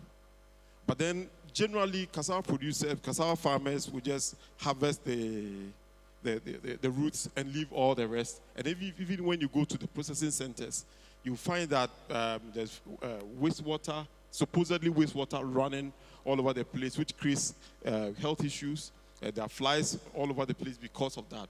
There's the cassava peels. Luckily, in some regions, like Volta region, some of the processors dry the peels and then sell as animal feed. But generally, towards the, around the Bono East and other places, cassava peels is a problem that, processors are trying to find a solution to. So it tells us that when you think in systems, you'll be able to then, at the onset, ask yourself what each of the components that flow as byproducts from that process can actually be used for. And that is value. That is also efficiency. So generally, that circular economy thinking must help us to begin to rethink the way we enter industrial processes or industrial production in general, and then look at how much value we are losing and how we can bring that into,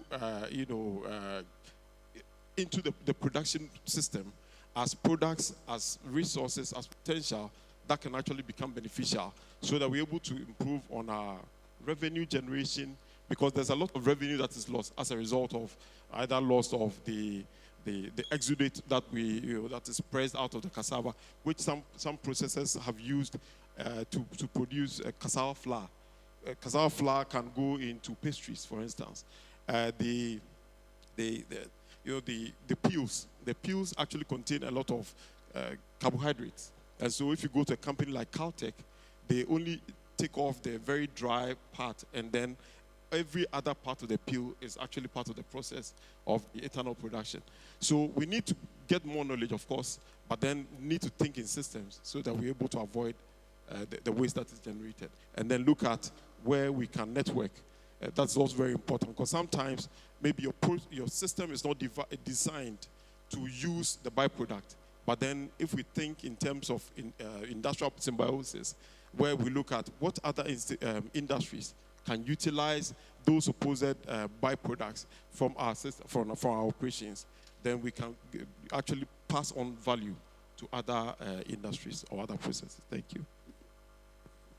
Yes, there is an industry that is largely untapped, especially in the Volta region, and I just want to point out to the university community. We are talking about waste in terms of agricultural value chain. When it comes to animal feed, there's very little that has been done in that space. Now, Volta region produces about 23% of the entire rice in Ghana. Now, waste that is generated as a result of that is huge.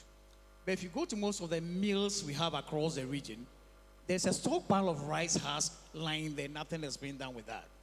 The same thing for cassava. If you go to most of the cassava areas, aside the one that is dried, the peels that are dried by the roadside that very few people pick, there could be a whole industry generated from that, and there should not be any wastage at all.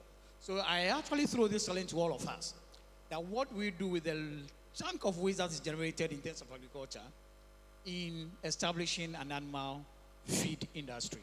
Thank you. So that's a general question for all of us. We are looking at what inroads academia, industry, policy makers can embark on to organize training and capacity building models to help farmers understand and use digital tools effectively to enhance productivity. Anybody can start. I'm a farmer, so I'll say what is happening practically on the ground. Always we build capacity for the farmers. I train, we have agriculture, so we do practical training for the farmers, the young people. After the training, what happened? After the researchers have research work, and then you train the farmers, you train them, or you go to a field, you train a farmer on a tractor operator, and the tractor is not available for him to use. He can't do anything. We have to look at it as a chain. The tools also availability counts. If the tools are available, after you train the farmer have to have the tools to use. I'll link it to the waste you mentioned earlier. He mentioned cassava peel. You will be surprised that all those people who do aquaculture, they import their feed, where they can turn those cassava peel for a feed for animal or tilapia farming. What is our challenge? So the challenge now is we are looking at how academia, industry, and policymakers can come together to help you grow beyond the training. Yes, okay. And you add capacity to it. Yes, capacity. That's what my point is. That after the capacity, you build the capacity, they have the policy, they have to have the tools available for the farmer to make use of it. That's my point. Practical. Let's listen. Yes. Okay. that is, to be frank, the way Nkabom Collaborative is like, is that we have mainstream mindset change. That is why I'm talking about this. Is everybody in the change who should think differently about the Greek? I always tell my students, begin with the end in mind. What is the end use of what you're doing is key. And if we have not captured that as we go along the chain, we will miss it. So the collaborative we finished. You will get, we do pitching. So some money have been budgeted for.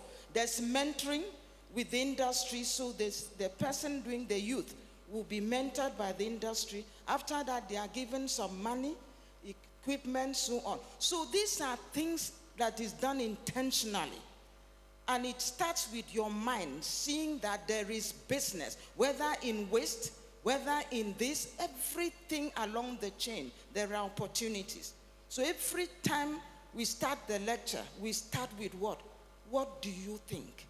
Then we put in some money for the equipment. We put in some money for the mentoring. But you must show that you are interested in it. We won't just take people who want, because there are a lot of, somebody calls them pitchpreneurs. There are a lot of people moving around just pitching. So they collect here. You must now look at it critically, and that is what Nkabom Collaborative is doing. We do it with Asashi University, University of Ghana, McGill, then I think here, yes, US, yes. So it is not going to be a Greek as usual. It's not a Greek as usual. You must see opportunity along the chain and make use of it. Thank you. Okay. If I add maybe a few points. So from UNIDO point of view, so UNIDO promotes what we call inclusive sustainable industrial development. And so through the, that mandate of promoting inclusivity, we ensure that we move along with everyone. So in this process, policy, private sector, academia, all work together. First of all, in identifying the main issues. So what are the problems? What are the issues that need to be solved? That's why when I started my first submission, I talked about participatory research. For us, this is extremely important, because once you work with all stakeholders to first of all identify the issues that need to be addressed, you ensure that you leave no one behind. So anybody that has to benefit, anybody that's impacted also is brought on board. You find that within the framework of, for instance, the Ghana Circular Economy Center, we have an ongoing partnership between or among these three entities, which we call the triple helix. And so, Technical, KNUST, when Dr. Kombati was talking, he mentioned all these institutions are working together. Now, the idea is that one, private sector really must be driven, or the work that being done by private sector must be driven by information, knowledge, research, okay? So research part works with them, we learn from them, we improve whatever is going on, and then we give feedback to policy. And so the ministry, for instance, in this case, the example of the Ghana Circular Economy Center, the ministry then takes all the learnings and use that to inform real policies. The challenge we have in Ghana is the inconsistent implementation of policy. So government change, government come, and then same one policy for whatever is abandoned. And so we start something, we get midway and we stop. But that relationship, that connection between private sector, academia, and research must really be strengthened and must inform each one within this helix, such that every information, every support from production through transportation to consumption, every experiences that we are having must really be informed by research. So whether we are talking about packaging solutions, these solutions must really be driven by research. If we say circular packaging, how are we able to ensure that the packaging is indeed circular? Okay, that must be the work of research. And then that should support private sector to become much more efficient and much more profitable. And so this is the kind of thinking that can help, that partnership, that can help to move the development forward so that everyone contributes and there's a connection, a loop that ensures that there's information flow and everything that works for the system. Thank you. Any other submissions? Yes, I want to add another dimension to this. When it comes to capacity building, it's as if a lot of the interventions have been more of one size fits all sort of knowledge sharing. But if you look at what we are going through now, if it comes to sustainability and also circularity, sometimes the capacity building would have to be location specific, tailor-made. That is how come some of the universities we have elsewhere in the world. There are faculties that live within communities and make sure they find solutions to problems within that community. So it should not be one size fits all sort of capacity building for every location. Sometimes we need to specifically look at where there is a challenge and direct the capacity building towards that. Dr. Doku?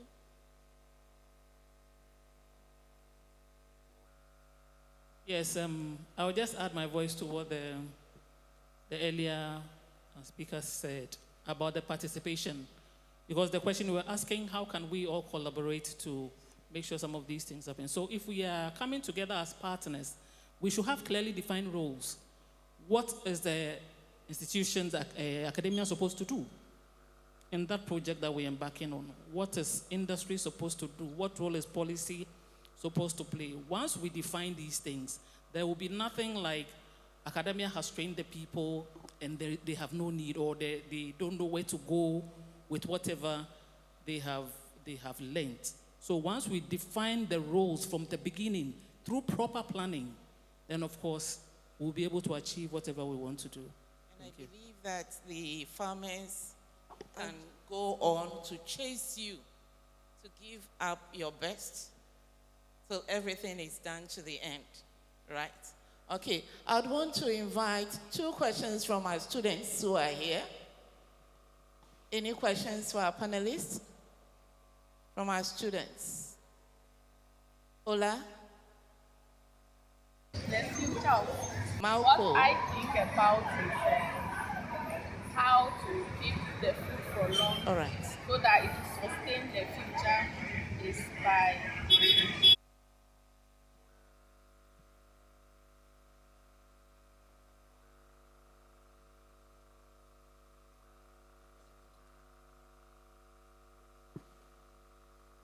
Thank you very much.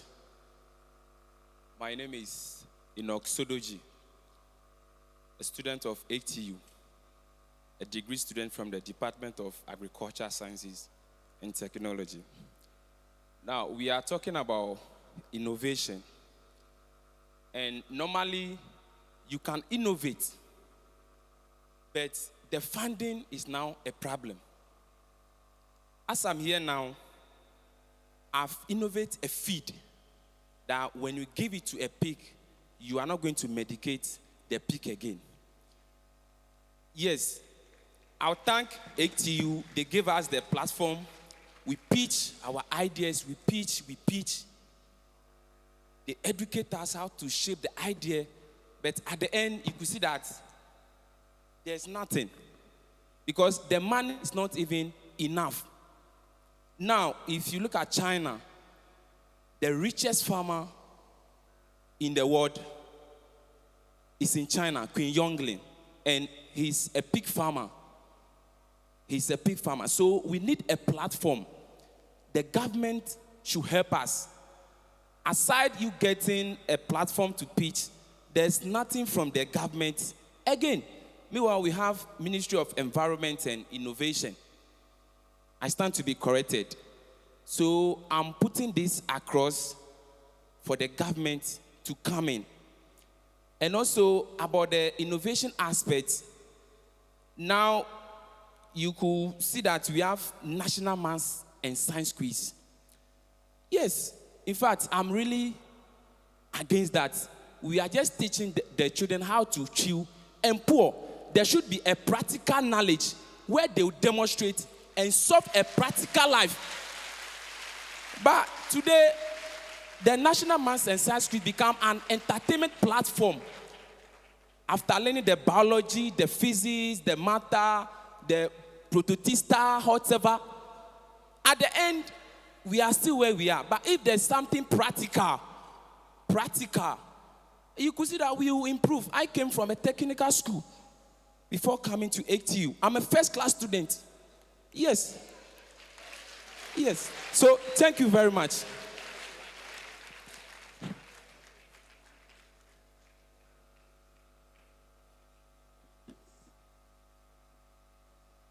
Okay, so please, any comments on?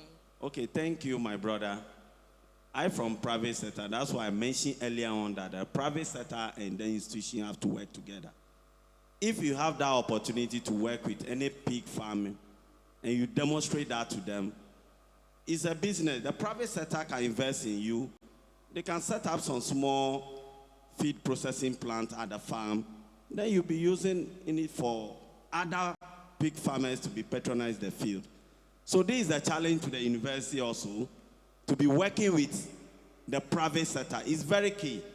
Because when you go to other countries, you will see that some of the university students, they will be with the farmer on the field, not necessarily to be agri students, IT and all those things. That's why they're able to develop app to solve a problem on the field. So this is a time for us to come together to work and then achieve our goal. Thank you. We'll take our last question from the lady. Please, my question is, why is it that Ghana, we are capable of producing crops, and also we have more vegetations in Ghana, but yet you will still import crops from outside, which are very expensive? Please, I want to know the reason for that. I hear. Please, Adelaide, Dochu Adelaide from Adaklu Senior High School. Thank you. I believe that the first keynote speaker addressed some of those issues during his presentation, and he encouraged us to move forward with the agro-processing, farming processing. But as a final take, we'll take 2 submissions from our panelists, and then we end it. Yeah, okay, say what? Okay, yeah, so thank you very much. Maybe as my final comments, I would want to respond to the gentleman. Innovation, as I've always said, must respond to, a pressing issue or, a demand.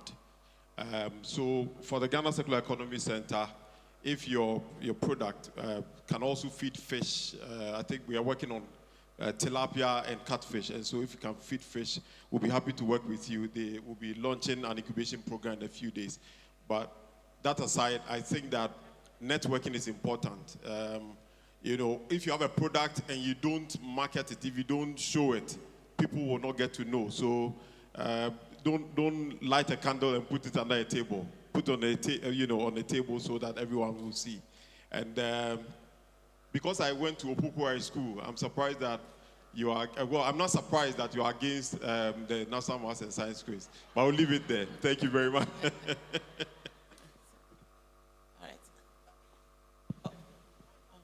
Yes, again, let me also talk about the gentleman who asked the question. You see, you are within an academic environment. If you said you have done something that is worth noting, which is an innovation, you need to upskill. You need to do more of that for people to know that, well, you have that special skill of doing the thing. Again, you need to publish. You need to keep documents.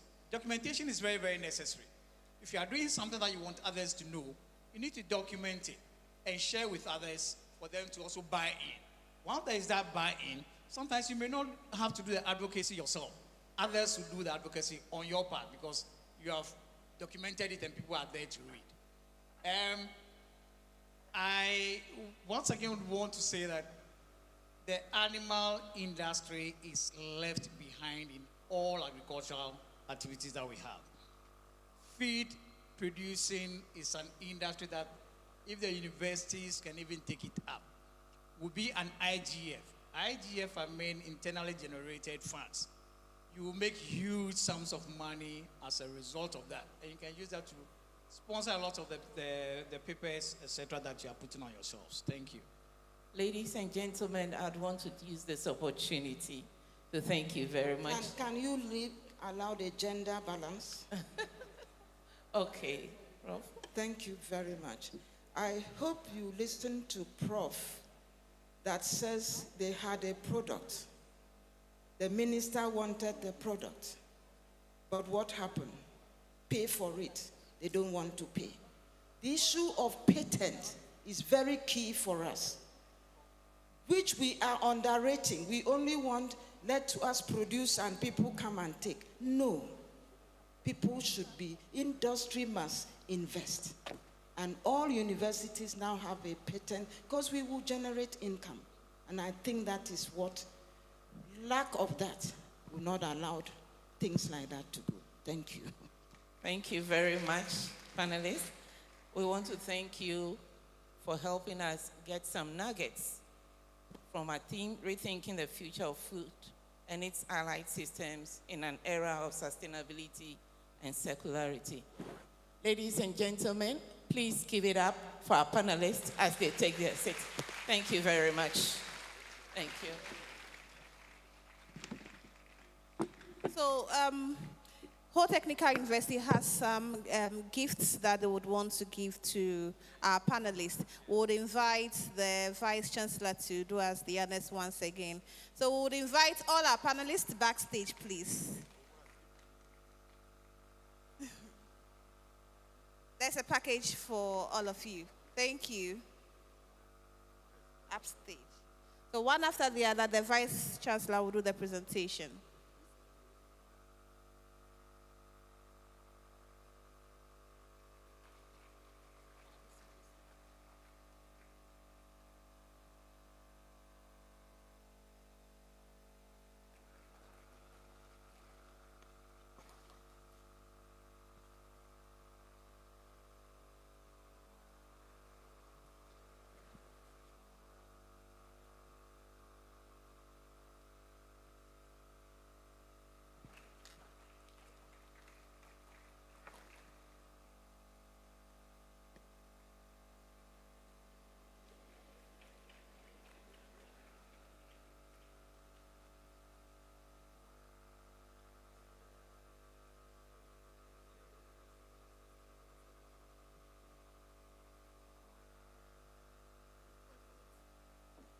Let me do my closing remarks.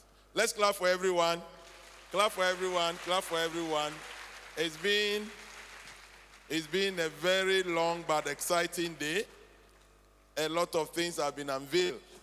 I believe my scientists have been challenged. Yeah, Dr. Kamasa, you see, my Agric Engineering Department is building their own greenhouse. Bring money. Let me learn from Prof. Aibo. Bring money. Let's build the first one for you and write your name on it. Are you bringing the money? We'll work together. Let's clap for him. Let's clap for him. Everybody has been challenged.